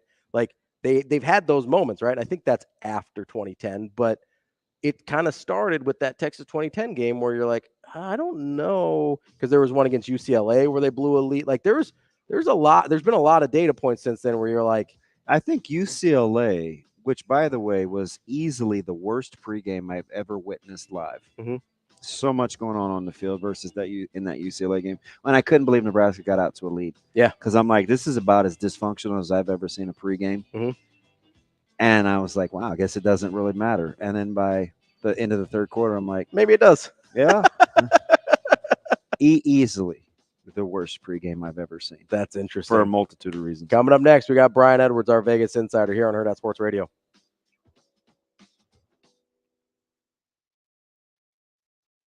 We will be back.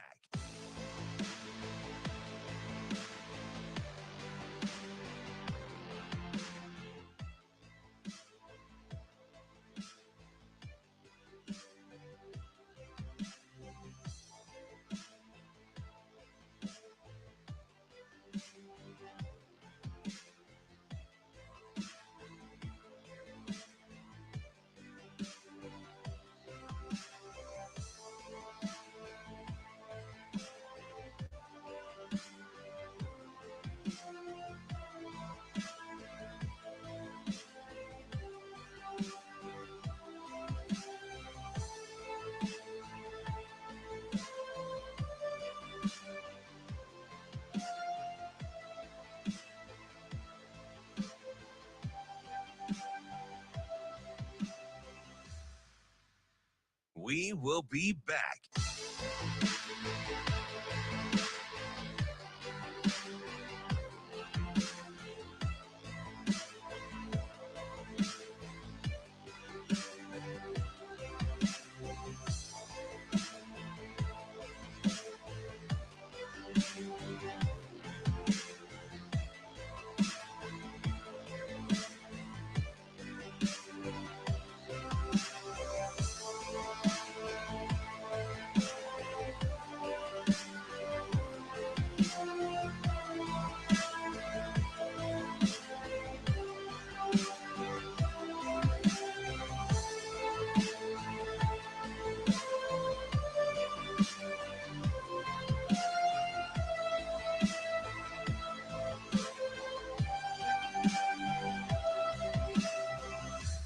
We will be back.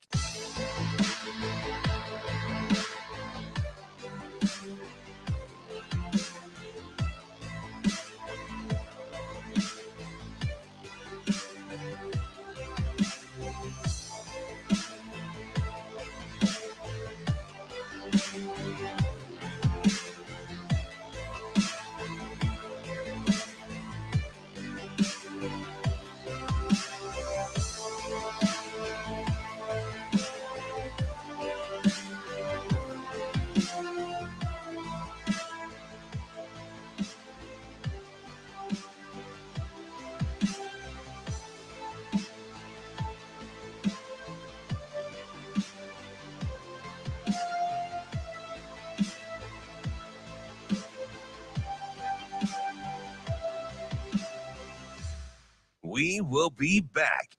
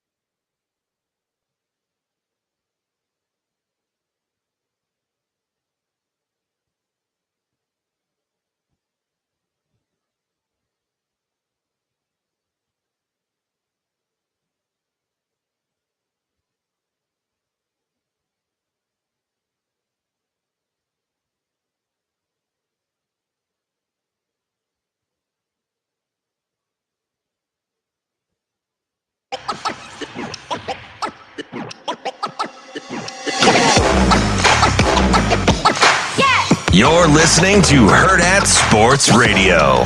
Now, Vegas insider, senior handicapper, and fan of the cold Budweiser bottles, Brian Edwards. It's got to be touchdown, touchdown, touchdown. Brian Edwards. I don't really love it. Brian Edwards. Were they using the cream cheese to butter the bagel? Brian Edwards. I'm going with the cowgirl. Here is Brian Edwards.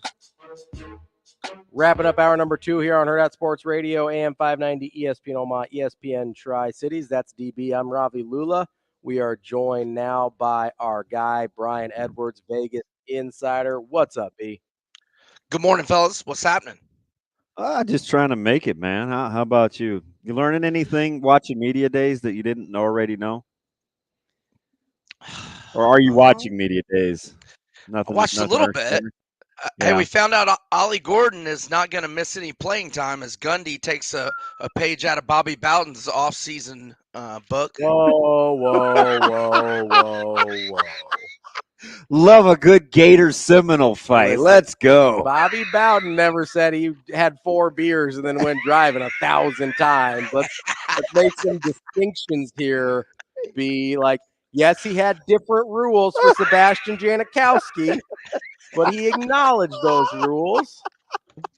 He's an international player. He's not used to our culture, all right? You know, the funny thing about that press conference is in a 16-hour period, I never got so many scientific studies on alcohol consumption on a bar graph.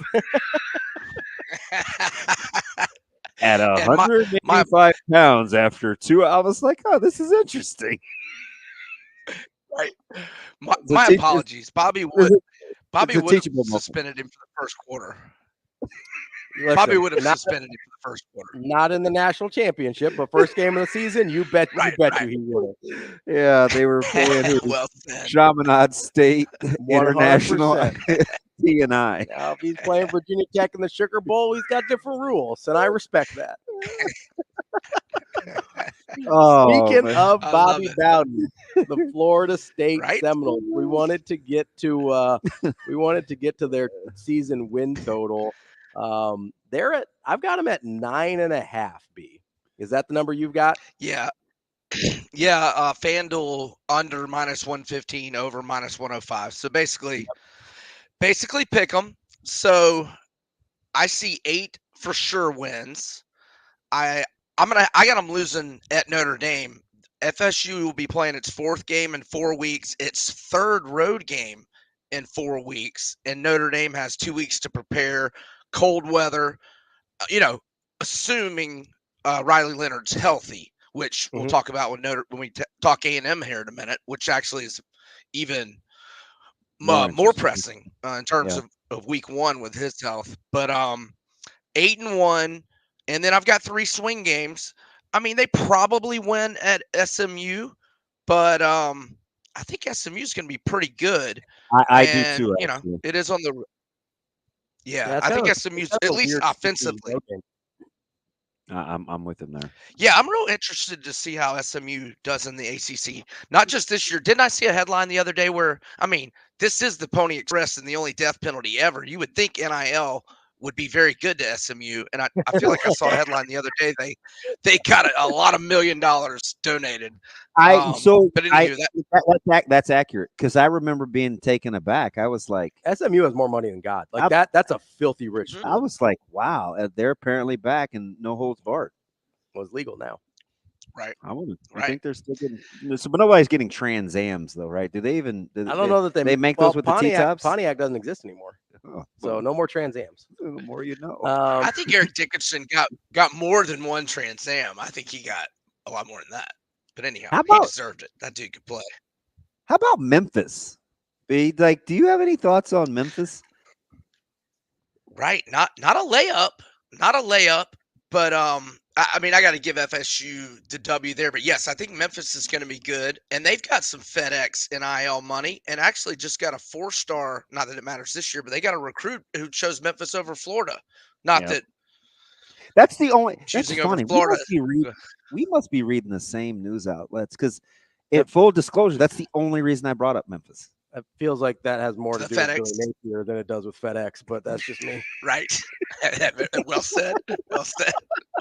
Touche. Okay. So the other swing game at Miami, but I'm not buying this Miami hype. FSU should win that one. If they beat Clemson at home, they got a great chance at 11-1 and going back to the playoff. But maybe they hiccup somewhere, whether it's at Miami, at SMU. I think they probably beat Clemson. But look, I'm not a big DJU guy. I don't know, where are you guys on DJU? No, I think at this point I know enough. Yeah, right? I think we know who he is at this point. Right. Yep. But he's above average. He might get Cade Klubnik again, though. They've got some young guys behind him that he might get his job stolen again. I watched their spring game pretty close. Hard to tell with the way that they scrim in the Garnet of the game, but I don't know. What about, so you're just conceding the last one on the 30th, B? If Florida is 5-6, go Noles. Hey, can we cut that out? In other words, can we cut out the go? Oh no! No! Oh gosh, no! Hey, they got Shane, me. James got me saying I love Iowa somehow too. I don't know when I said that. Shane, don't do me wrong, brother. Please, I don't ever want to hear that clip ever again. But yeah, I would lean over. I would lean over. But not super strong. Pretty close. No. But I think this one's tricky too. Let's hop over to Ravi's new adopted favorite school because of their athletic director. Let's hop over to Texas A&M. Interesting. I want to hear a Trev. I want to hear a Trev story. Oh, Ravi's like his biggest fan. I don't have any stories so much. He's just, I think all of his betrayals were pretty public, so that's fine. Right? Right. Hey, nobody holds a grudge like my man Ravi. Everybody. That's accurate. Okay, A&M. I've got them 6-3 with 3 swing games. I mean, it's impossible to handicap Notre Dame until we know if Riley Leonard is going to be healthy. If not, that's an A&M game. And I think I probably lean A&M anyway in that one. But I think A&M probably loses at Florida. And I like Missouri's chances to win there. Missouri's got 2 weeks to prepare, and it's A&M's 6th game in 6 weeks. They're off a rivalry game with Arkansas. LSU at home, toss up. At Auburn, toss up. I certainly am not going to count the Texas game as just a W for Texas. I mean, that's going to be who knows Especially in that one. I mean, they Kyle hadn't Field. played since what? I'm sorry, say that again? Especially at Kyle Field. Right, exactly. Yeah. Texas is a 4-point favorite there. A&M is a 2-point favorite at Auburn and a 2-point home favorite at LSU. Yeah, those are, pretty much toss-ups with me. So 6-3 with 3 swings being Notre Dame, the LSU, and the Auburn, and they got to go 3-0 to get to 9. I've got their win total at 8.5. FanDuel's got it over -122, under even money. I'm a lean to the under. And look, I love Elko, and I like Wegman if he can stay healthy. I mean, the kid's got a 16-2. Yeah, he's got a 16-2 career TDI-INT ratio, and a lot of that was a true freshman. So the draft prospecting folks like him too. And hey, I tell you what, the lefty Jalen Henderson got a lot of money on LSU A&M over, and it was off to a bad start last year. That young kid could play. So if Wegman gets hurt, the lefty Jalen Henderson, he looked really good against LSU last year. So I think they've got depth at QB. But I'm a lean to the under, and I haven't bet it yet, but I may bet the under on this one. Wow, speaking of overs, this team appeared to play in a lot, man. I still remember the 54-47 Ole Miss game, but let's go over to Baton Rouge and one of the better coaches in the country, man. What do you like with the Bayou Kitties? All right, FanDuel 9.5, heavily shaded to the under -160. Over is +130. I've got 6 W's, and I've got 6 games that could kind of go either way, but I'll grade them. So I was going to say at South Carolina, hey, first career road game for Nussmeier, first career road start, tough environment, but I got to lean LSU there. Ole Miss at home, LSU gets 2 weeks to prepare. Ole Miss doesn't. That's a tough call there. And here's the thing with them personnel-wise. I mean, can we trust this defense? They were so bad. That's what I said. Speaking of overs, yeah, like I don't know, right? Yeah, oh yeah, yeah. Anybody that can score seems like they were a little civvy. Yeah, I just don't know about this defense, man. And even I'm giving them a W against USC, but let's not forget LSU's lost 4 straight season openers, and I think I've bet on them in at least 3 of them. So anywho, at A&M, that's a we'll see. At Arkansas's got 2 weeks to prepare. LSU doesn't, and LSU always has problems at Arkansas, but I still give them that one. The Ole Miss and A&M, I don't know. Alabama, I don't know. And I think Florida could maybe beat them, possibly. So anyway, I'm a under, but I'm not laying -160 here. I think they're probably, unless the defense is drastically improved, I think they're probably an 8-4 team. Interesting. Well, and let's not pretend they're going to win as many shootouts without Daniels back there. I would guess. I mean, hey, and speaking of Daniels, we got into their schedule yesterday. I'm telling you right now, we're going to do Kansas next week. They're my dark horse in the Big 12. I hear that. I love them if Daniel stays healthy. Yeah, that's a huge if. That's our guy, B. Edwards, Vegas Insider, MajorWager.com. Brian, we appreciate it as always.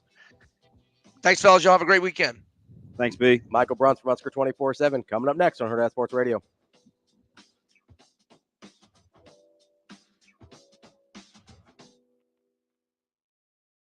We will be back.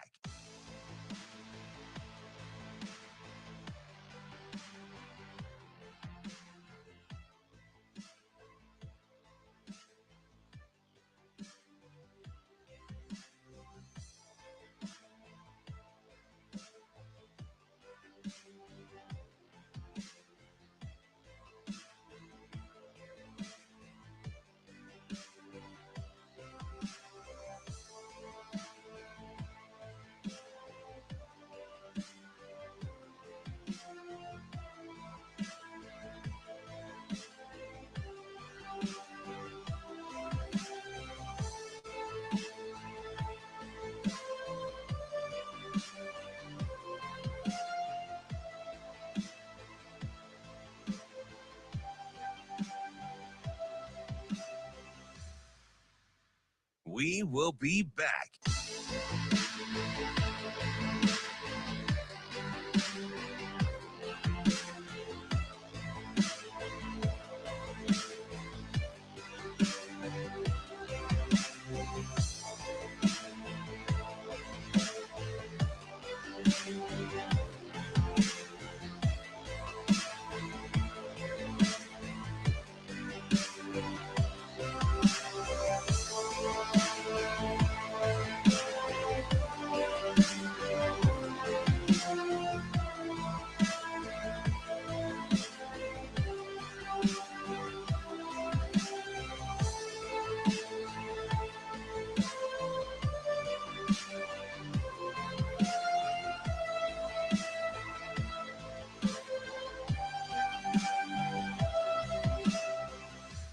We will be back.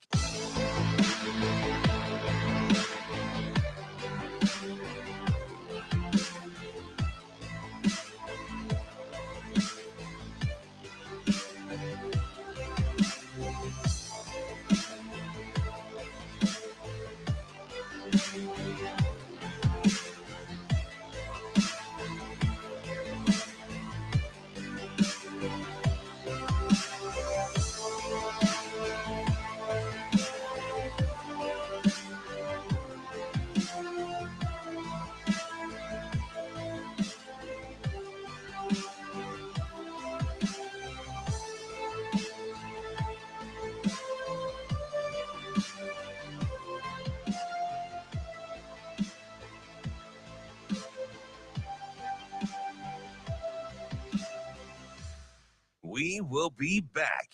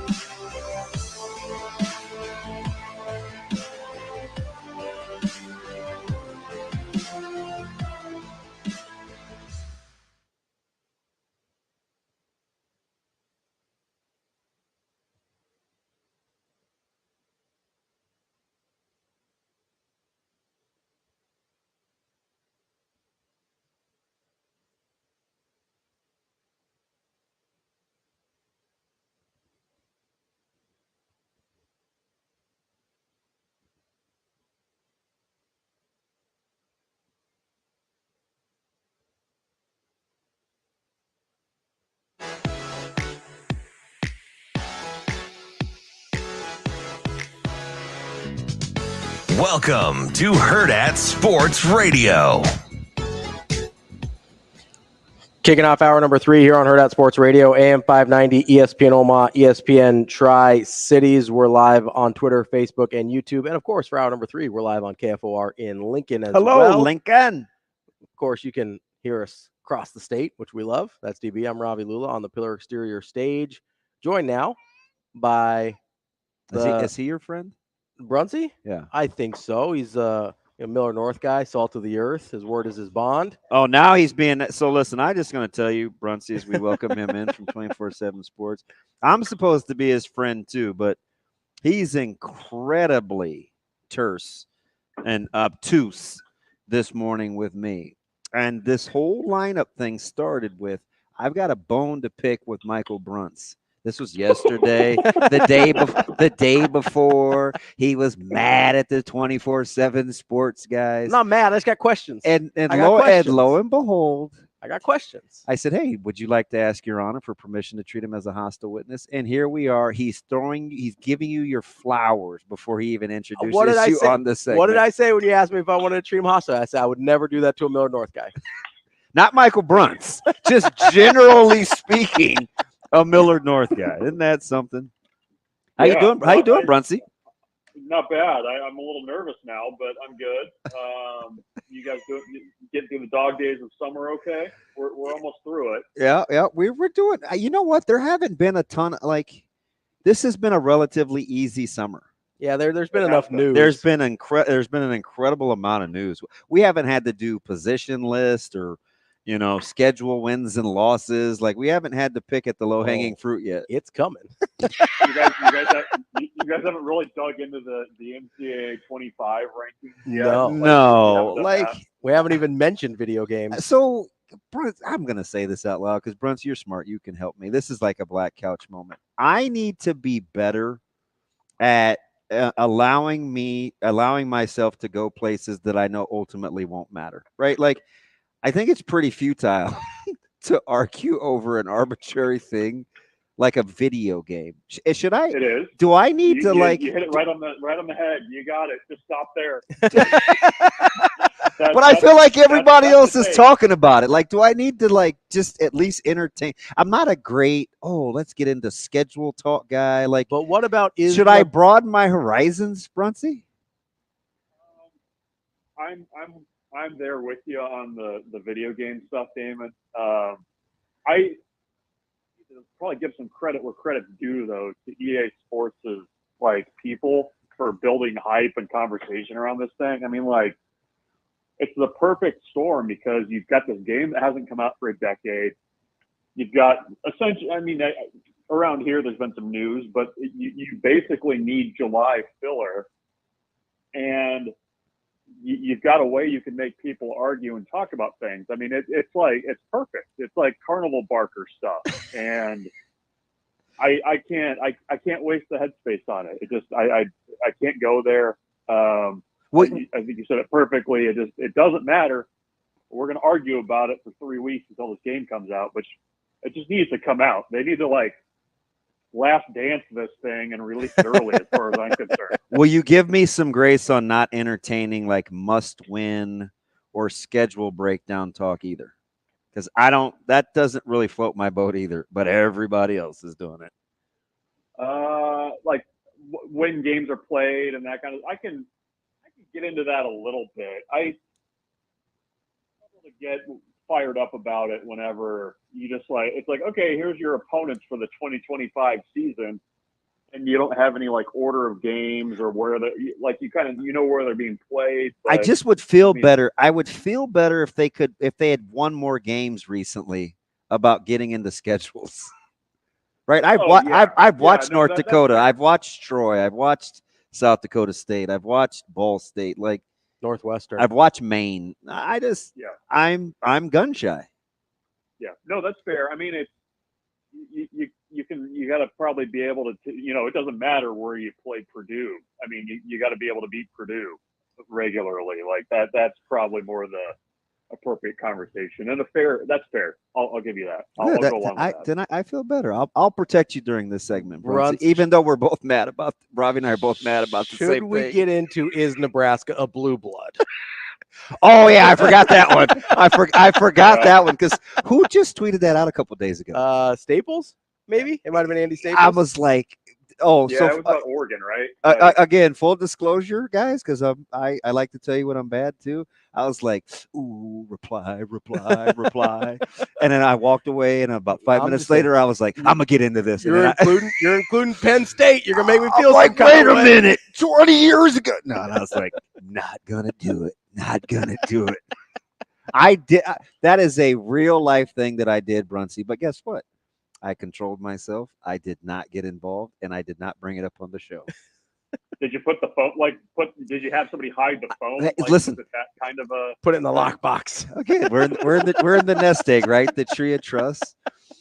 My buddy Brett, he has my regular phone charger. It's at his house, so normally that thing is out in the front room. So I would just put my phone there when I want to put my phone down. But this time I only have the one that's by my bedpost. So I had to put my phone in my room. So if my phone was closer to me, Rusty, we might have had a different outcome.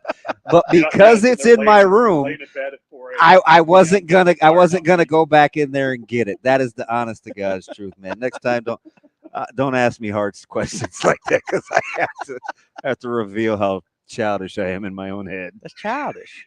But it's true. If it was closer, I might have fired off a few. All right, Bruntz, now it's time to put you on the hot seat here, right? You already put DB on the hot seat a little bit. So I got to ask you, there's you guys are doing your 24 and 24, and I feel like some notable names were left off. And we're only halfway through. No, but you put out a list of people you left off. Oh, okay. Not you, maybe specifically, but the website. You're getting a little royal we here. I did not put that list out. I was one of the voters. So that's why I'm going to give you a chance to defend yourself, if not the entire consensus of the staff. I'm not going to do that. Okay, yeah, go ahead. So, do you know the names on the list? Would you like me to give you the list of people that didn't make it? I was out of town. I honestly haven't even seen the list. Yeah. Okay, so we got Makai. It's just good, honest radio. It's great. Oh, it's all right. That's all right. We got Makai Bear. These are guys that just missed. Yeah, these were the honorable mention or just missed the cut list, however you want to put it. Makai Bear, Cam Lenhart, Ramir Johnson, Bly Hill, Riley Van Poppel, Janarin Bonner, Malachi Coleman, Gabe Irvin, Malcolm Hartzog, Sua Lafotu, MJ Sherman, Ja'Cory Barney, Jeremiah Charles, Justin Evans, Luke Lindemeyer, and Nate Borkacher. Now, I'm sure you memorized all of those right immediately, but at first blush, which one of those are you like, yeah, maybe they should have got in? Do you remember your vote, right? Oh yeah, down to the player. Wow. No, I don't. Hey, I was gonna say, I was like, that would be incredible. We voted like a month ago. Would have been incredible, but I wouldn't put it past you. Just tell me who I screwed up on. We'll just cut to the chase here. I mean, what are we doing with Malcolm Hartzog, man? Come on. I don't know that he was on my list. So I made this case, maybe to all three of you, between Mike J, B Sizzle, and yourself, where I feel like, and this isn't about the list, I was just generally talking in the offseason. I feel like he's a guy that we act like we have our minds made up on, and I think he's a lot more important and can be better than we give him credit for. Do you think your general sphere thinks the book is written on Hartzog? I mean, could you see that? No. Well, I don't know that. I get what you're saying. I mean, Nebraska's figured out how to use him yet. Is that fair? Like, you kind of. I'll vibe with that, and he's going to get a fresh set of eyes too. So you may further be right. I mean, that's tough, because with the indispensable list, we always kind of take it whatever direction you're going to do. It's kind of like the Super Six. It's like if it's the best guy now, if it's the best guy down the road, that has the best career, like however you want to kind of paint the trees on the canvas, you can do that. For me, it's always been with the indispensable thing.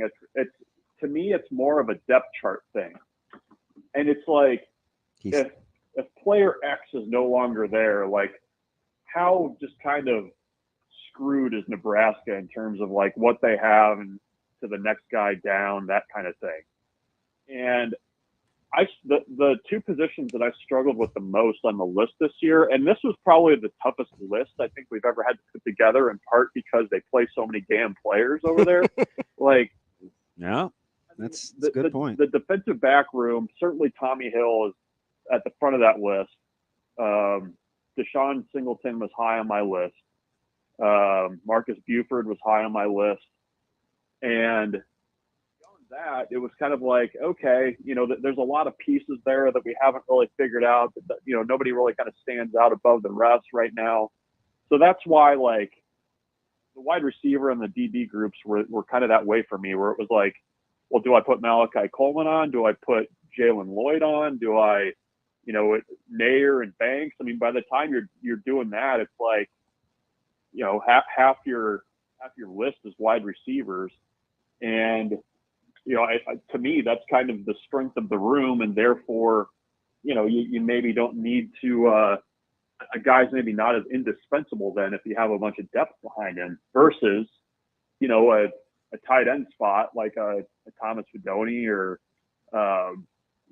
if, something happens to Ben Scott or something like that. I mean, that's kind of the process that I always go through it with. So that's, I don't know if that's a defense, but well, so I think in some ways those guys are kind of victims of the strength of the room, if that makes sense. Sure, and I totally understand that. So let me just make sure I understand what you're saying about the safeties kind of versus the corners, because you mentioned Singleton and Buford, right? So you would feel better if one of the corners like Bly Hill or Malcolm Hartzog, if he ends up playing corner this year, which we don't really know yet, you'd feel better if one of those guys got hurt than if Singleton or Buford got hurt. Am I understanding correctly?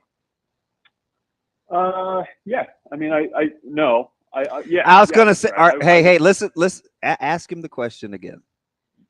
Based on how you described your list, you would feel better if Bly Hill or Hartzog, the guys that we presume will be corners, get hurt, versus if Singleton or Buford, guys that are going to be safeties, get hurt. Yes. I think that the safety, the two safeties there are more integral to the defense than maybe what they've got there. That's all. So you think the options behind those guys at safety are better options than the guys, or you feel like the guys behind the corners are better options than the guys behind the safety? that's what I think. Yeah. That's where I think it's a little bit of a hot take. So I was trying to clarify here.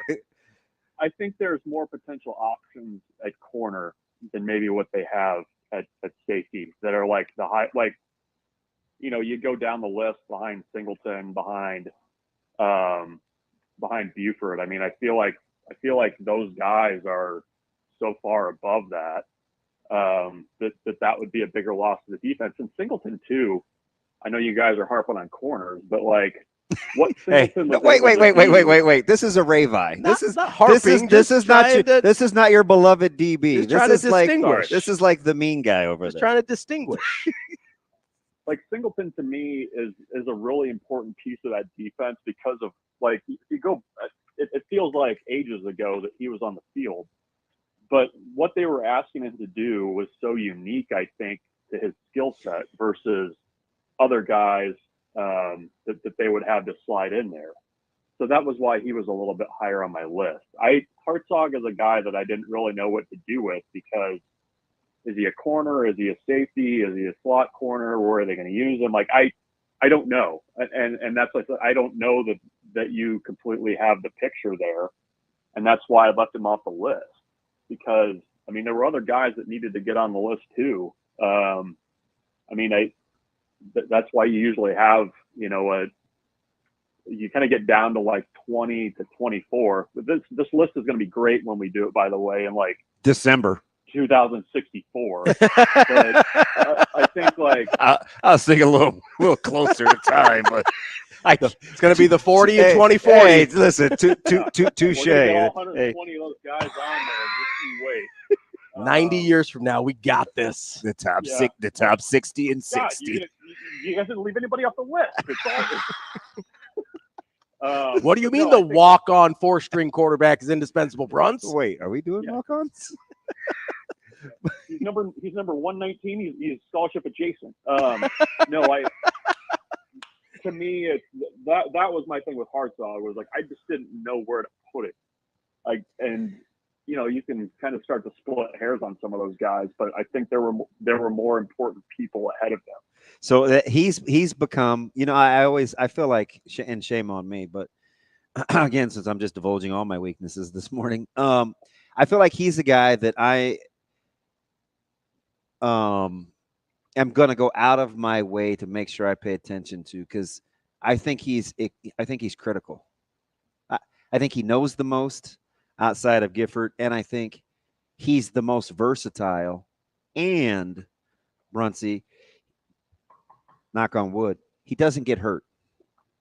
So for me, like I think, because right now what we're working with is how close is Wyatt, how close is Bly Hill.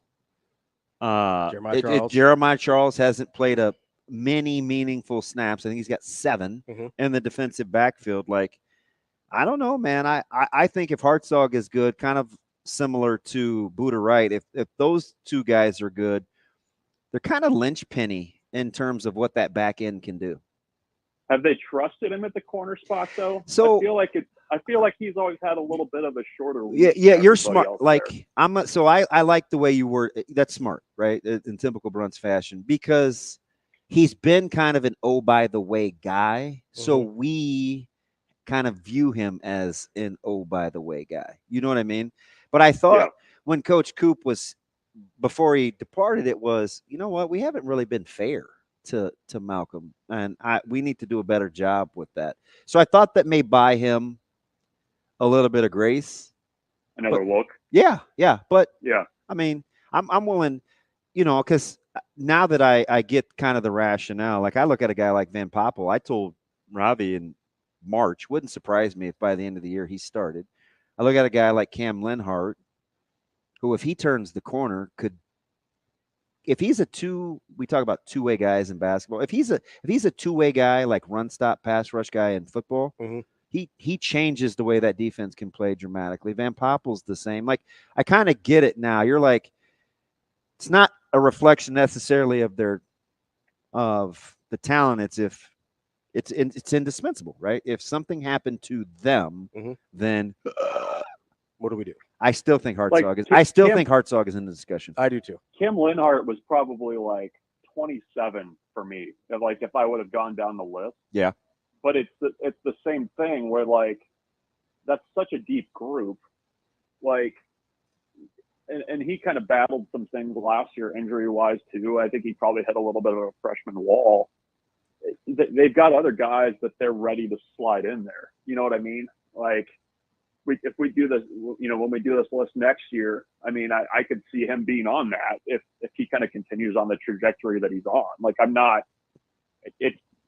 in my mind, it's never kind of been like a list of like, this is the absolutely best player on Nebraska's roster. And this is the second best player on Nebraska's roster. It's like, it's always kind of been the context of the depth chart a little bit for me. And that's, like I said, that's why it's a little bit tougher is, when you're playing so many wide receivers, you're playing so many defensive linemen. You've got guys with potential that could slide in there. I mean, Van Poppel's a good example of that too. Yeah. He's not in the top 24 on my list right now, but I would entertain a case this time next year that he's potentially on there. Shoot, I like with this discussion, and it's just funny. That's why I like having open dialogue, because you always can learn. But I might put Charles in the top 5 right now. Then I would Bruntz. I'd bubble wrap that guy and get him as much experience as possible before that opener, because. Yeah. I mean, Doss is probably 2 right now on the other side. You're hoping on Bly Hill. I don't know who you're putting behind Charles. Because you're hoping that the Sierra Wright steps in there. I Yeah, mean, but that guy's he hadn't played in a year.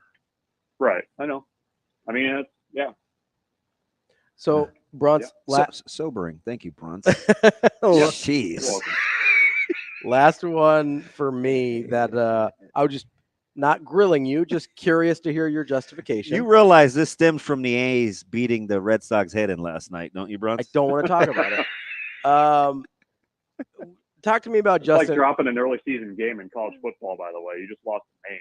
That's what happened. Listen, happens to a lot of people. North Dakota State's really good. Didn't you listen to Deion? Wow. Talk to me about Justin Evans. Yeah. He was another guy that was kind of on the fringe of he actually might have been on my list. I need to go back and look. The versatility aspect of him is kind of where the value is. Mm-hmm. They love the attitude. He's a no nonsense kind of bulldog from New Jersey. But yeah, guy. I mean, that he was a guy. I think I'd need to go back and look, but I would guess he was probably maybe 23 or 24 on my list, or just off of it. That's one that probably should have been on there. Because I think he'll have his say somewhere this year. I don't know how he doesn't. Mm-hmm. And I don't know about you guys, but the guard spots don't feel completely settled right now. Yeah. Where, starting fall camp. So, and the other thing is too, I think when he's gone in there, and it always feels like he's always like that guy that goes into the game when there's like 2 runners on and 1 out, like it's never in a good spot. And, I think there's value in that. I think he was probably right off my list. So I'll accept that he was probably should have been on the fringe there. Bruntz, if Nebraska's having a really good season, which assistant coach, in your opinion, will have to have done the best job?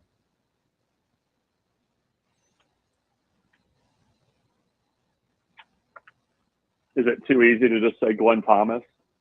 It depends on your rationale. I don't know. I'm here for it. If I asked Ravi the same question, he'd say EJ Barthel. So no, I don't think so. Well, you hate the running backs. I think they're fine. I think they're average. Wow. You know who also came to mind? Who's that? Besides the quarterback spot is Rob Dvorak. Oh, I'm here for that. The inside linebacker spot. I mean, you're replacing 2 very large veterans from a leadership point of view. You've got pieces there that I think are intriguing. I'm including Javin Wright in that room. How they kind of mix and match those pieces will be fascinating. But that group to me needs to kind of take a step forward. How about Shavers? Yeah. I mean that's another guy that's in that mix that he sure looks the part.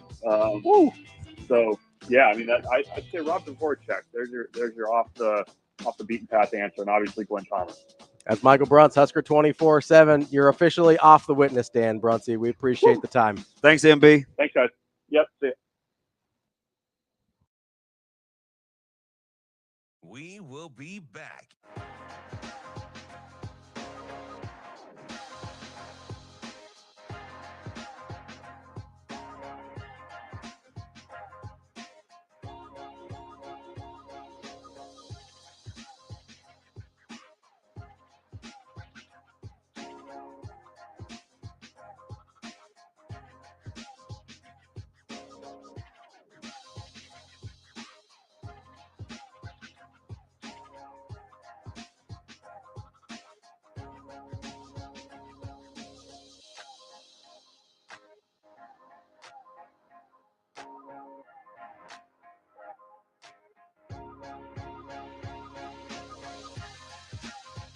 We will be back.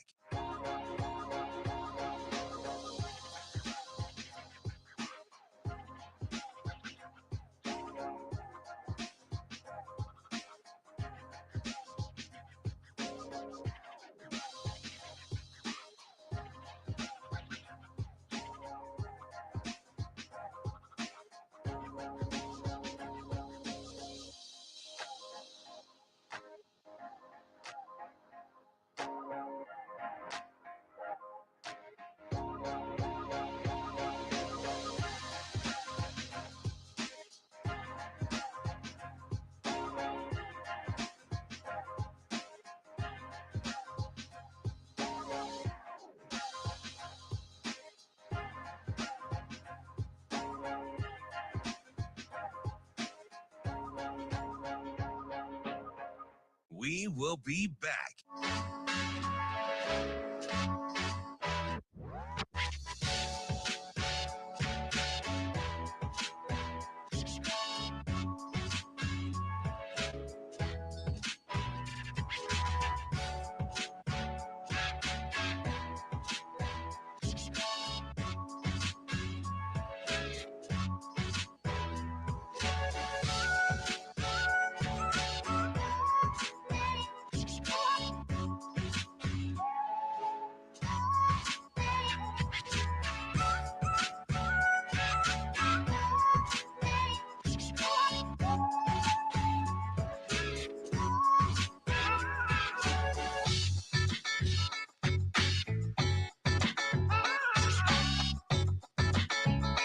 We will be back.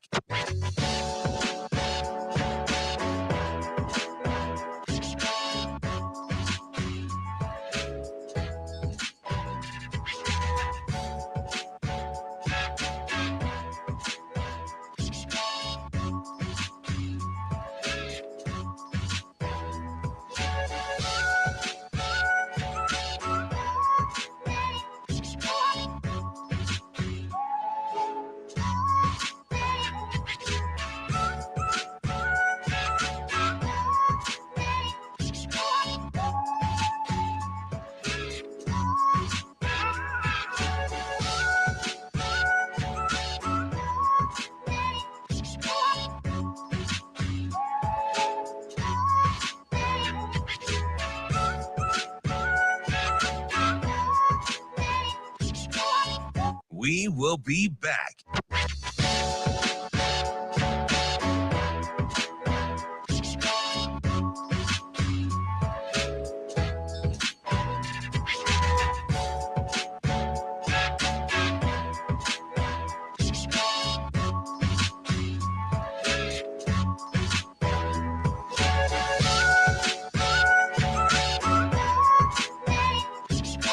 We will be back.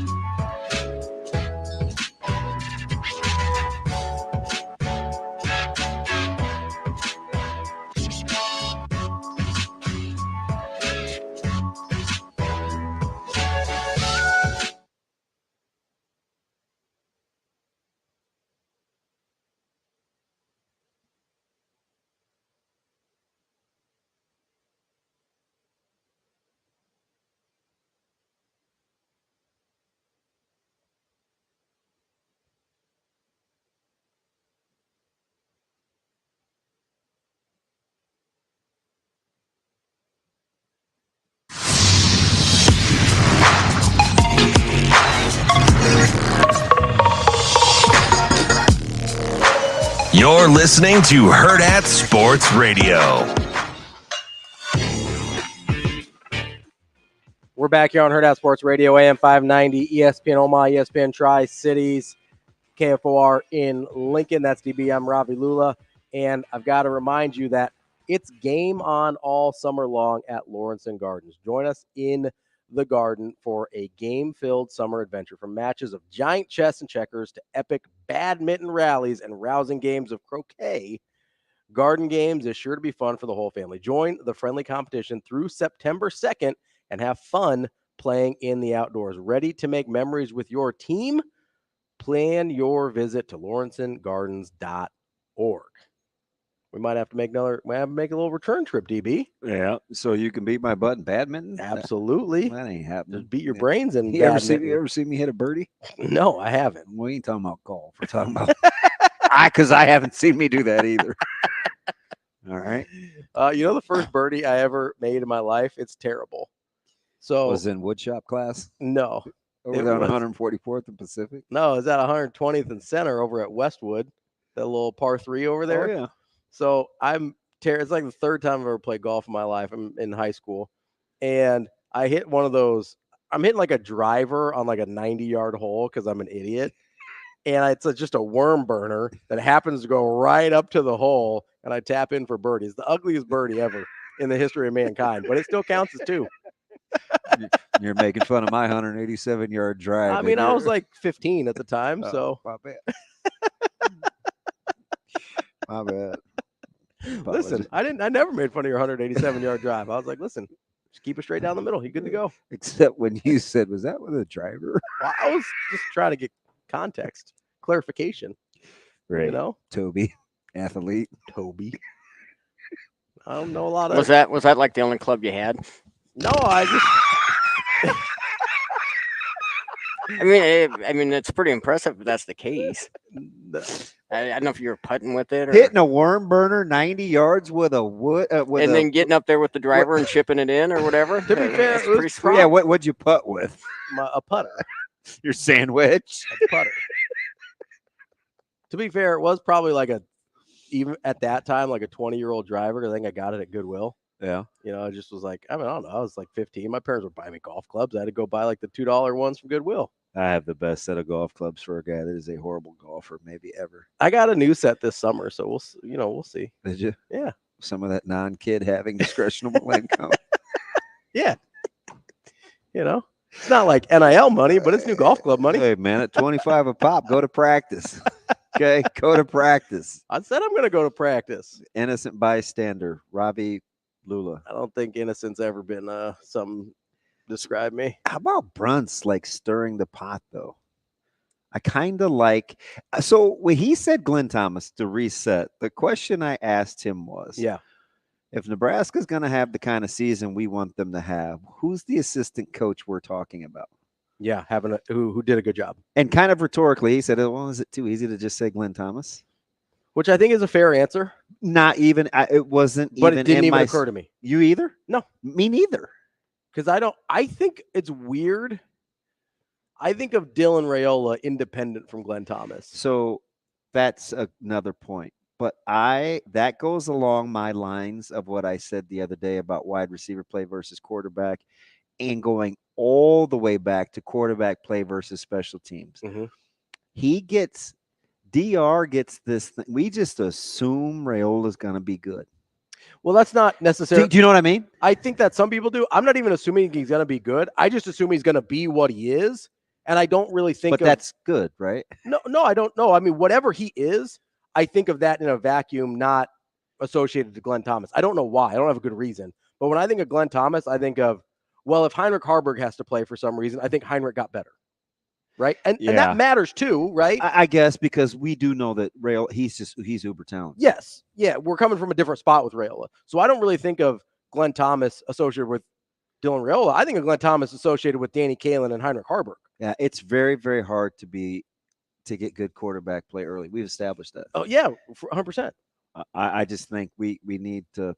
But going back to the thing Coach Rule says all the time, hey, we might need 2 or 3 to get through the season. Stop. No, I'm being serious. That I think of Heinrich Harburg when I think of Glenn Thomas because he looked different in the spring than he did last fall. He looked incredible. And he had looked different last fall. I meant incremental, relative to the progression, right? And he looked different last fall than he did in the spring before. So like he's a guy that's improved a lot. And I think having Glenn Thomas, if Heinrich Harburg does have to play for whatever reason, I think Glenn Thomas matters more there.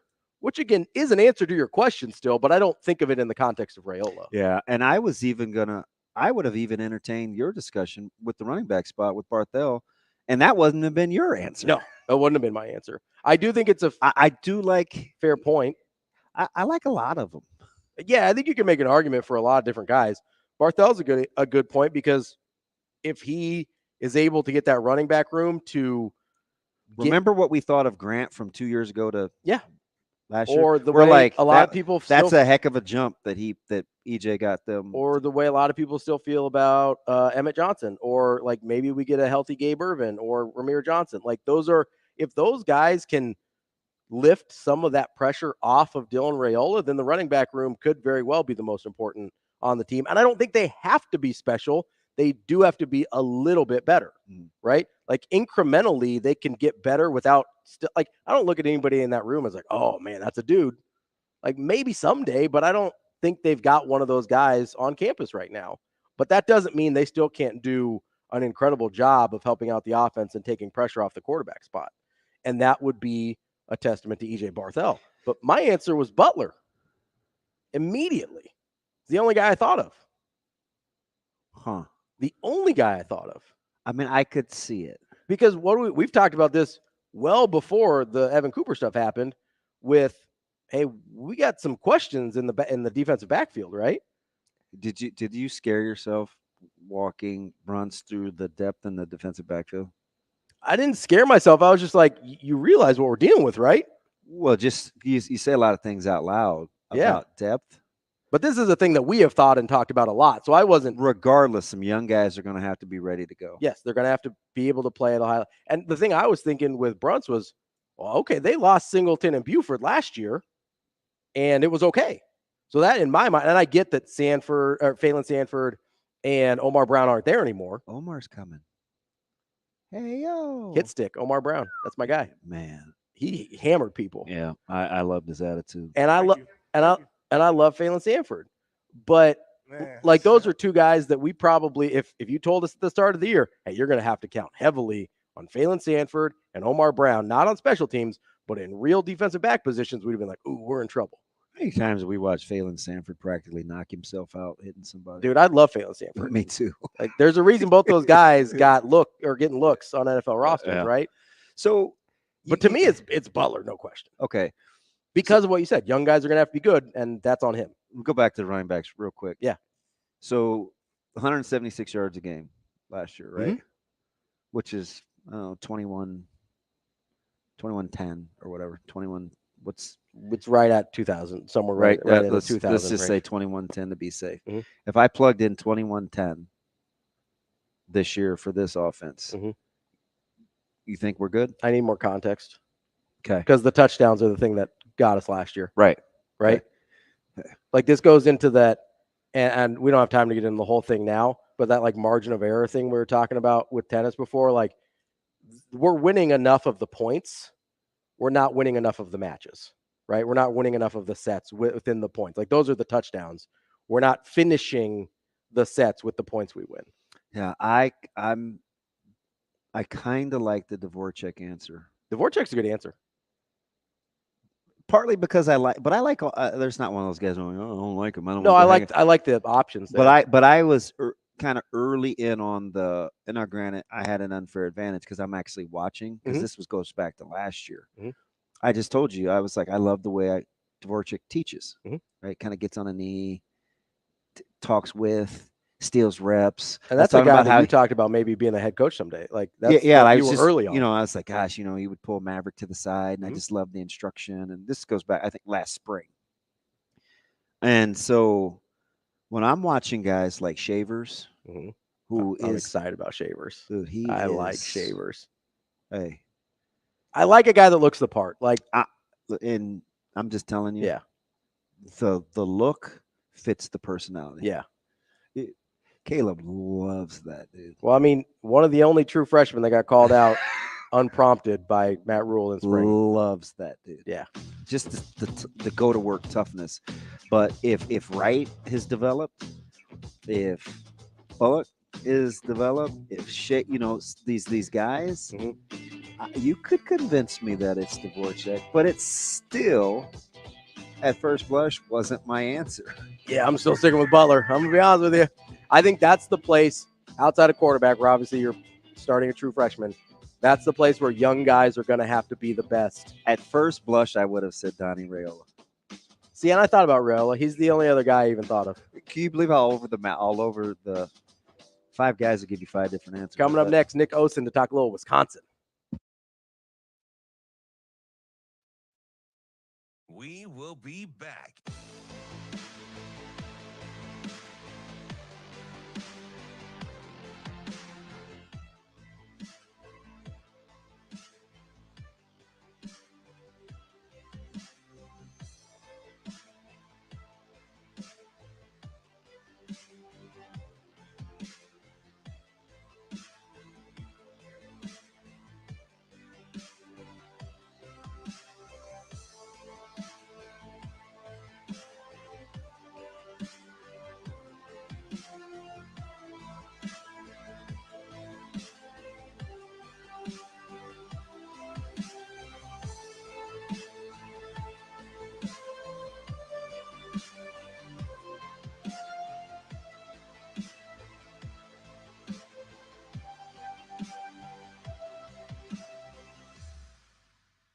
We will be back.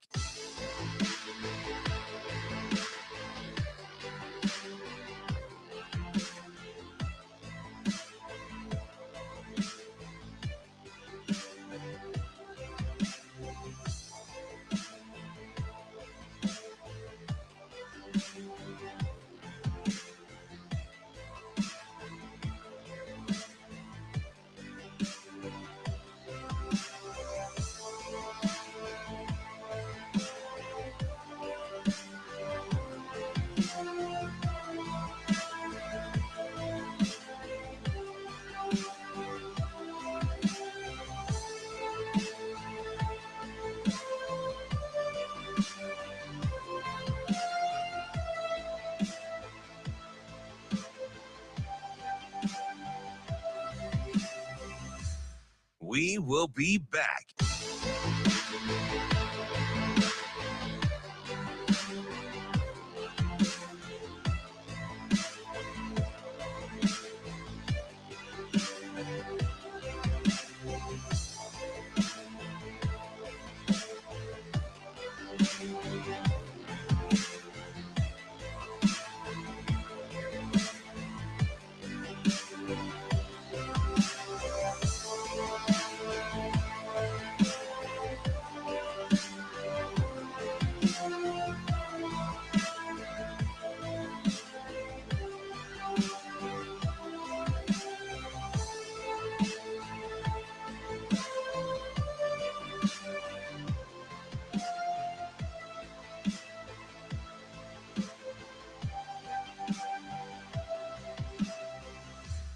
We will be back.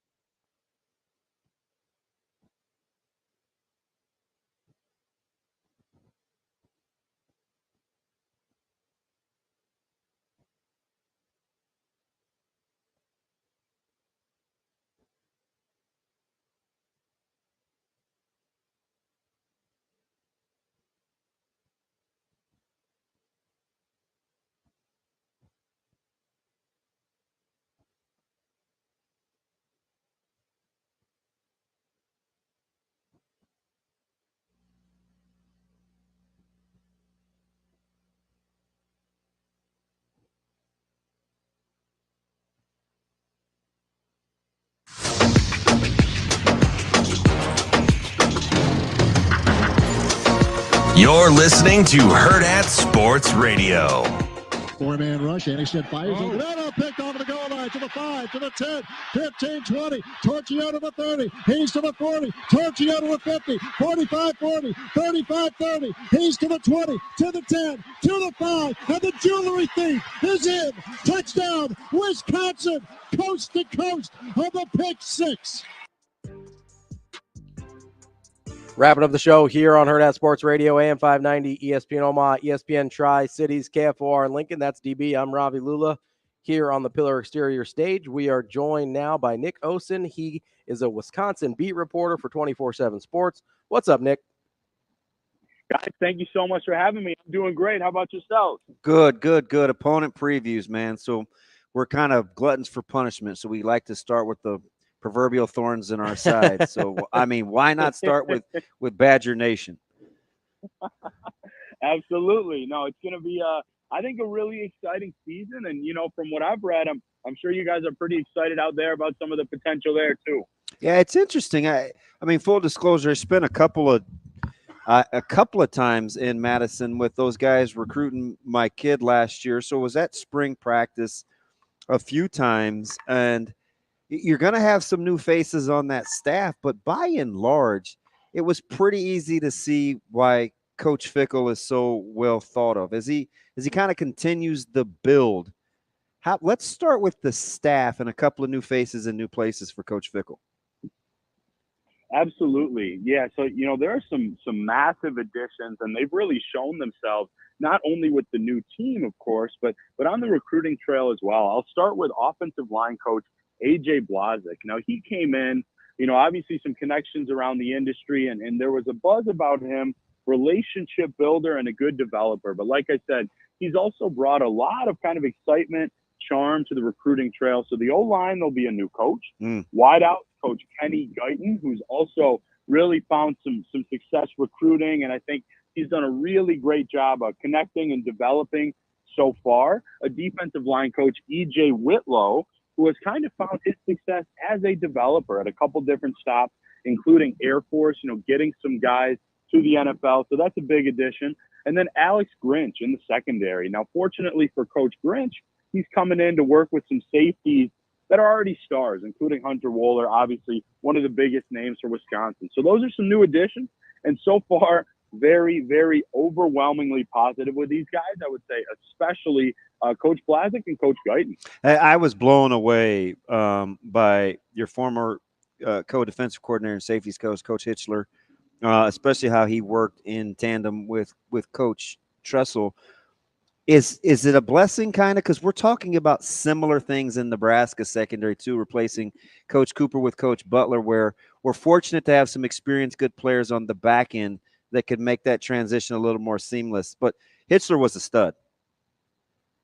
Yeah, I think fortunately, and that was an opportunity for him, but I think for Wisconsin, I think they're fortunate. They've got older guys back there, you know, so it's still a transition, but it's not as tough. You've got Wohler. You've got a guy that's been around 4 or 5 years in Kamoy Latu. Hamlin's a stud. Brown is now entering Hallmark, year 3. Yeah, absolutely. Hallman at corner. So I think it's been really seamless. And what stood out to me with Coach Grinch is he's kind of really been in that teaching role. Obviously, you guys with your experience and going through recruiting, how important that is to still be able to teach one-on-one, be a technician within kind of your craft.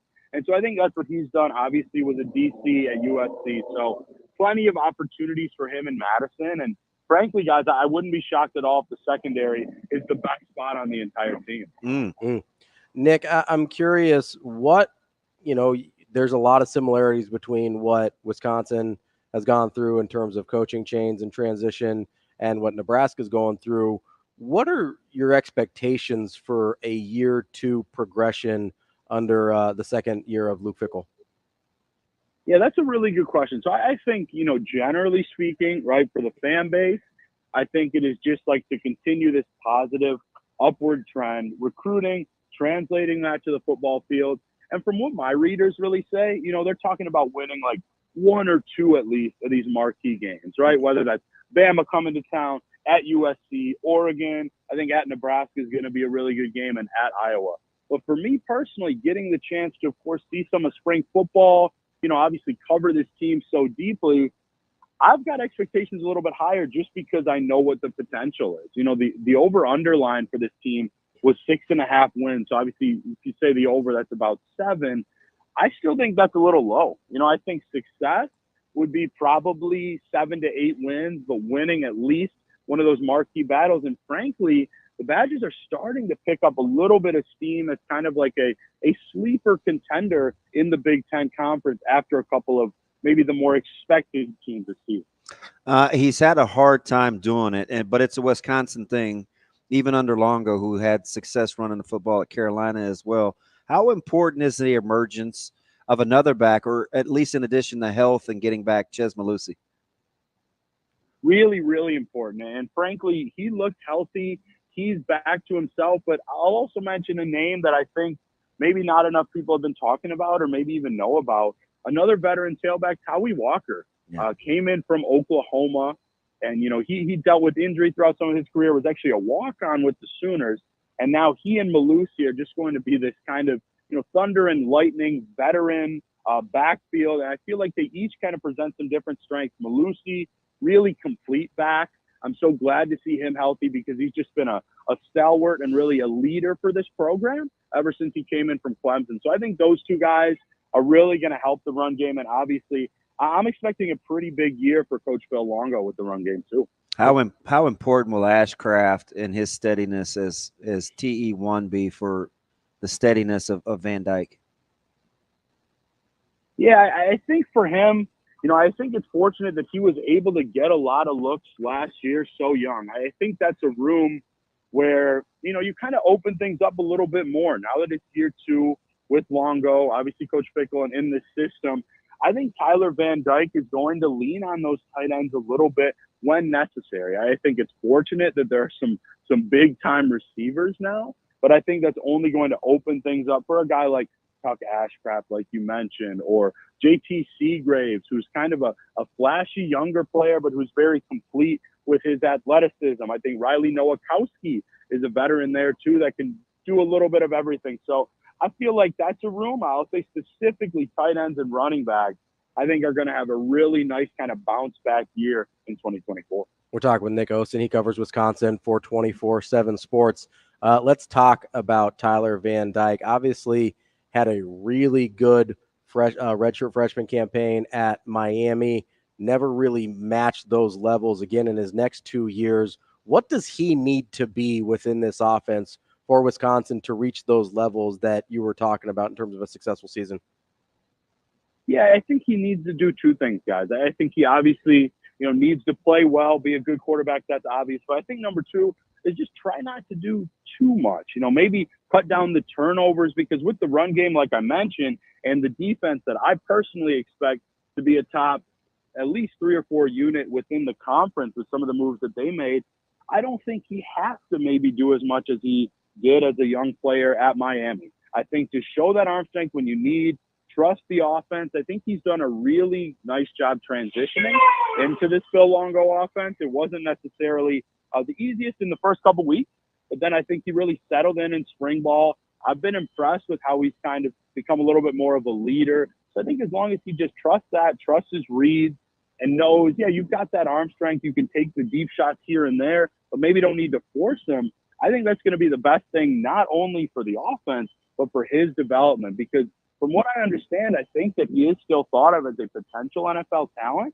But like you said, some of those numbers were a little bit higher early on, and he's, of course, looking to get back there in Madison.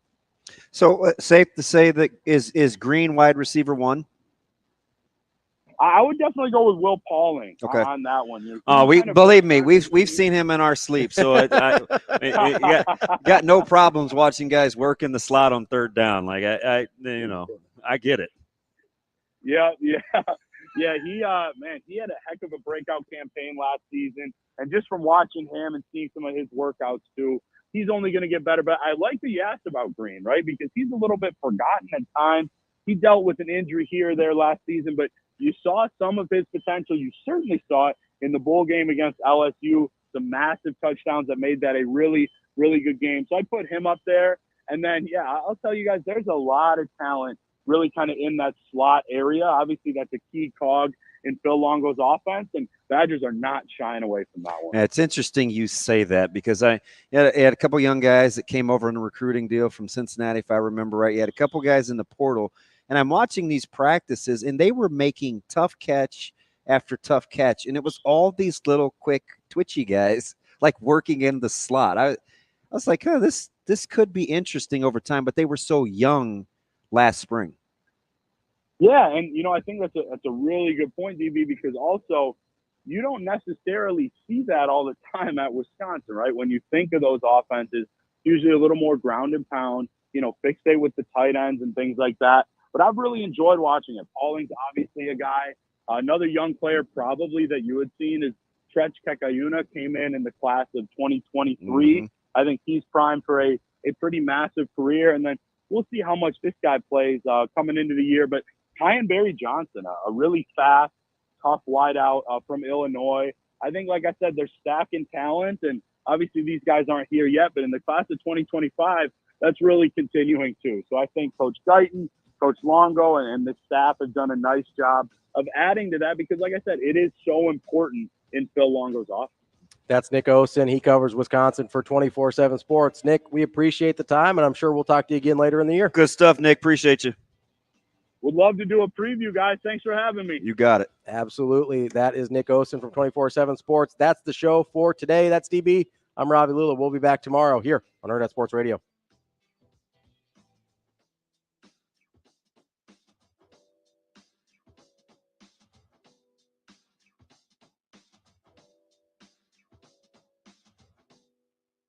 See you. Have a good day. Love you.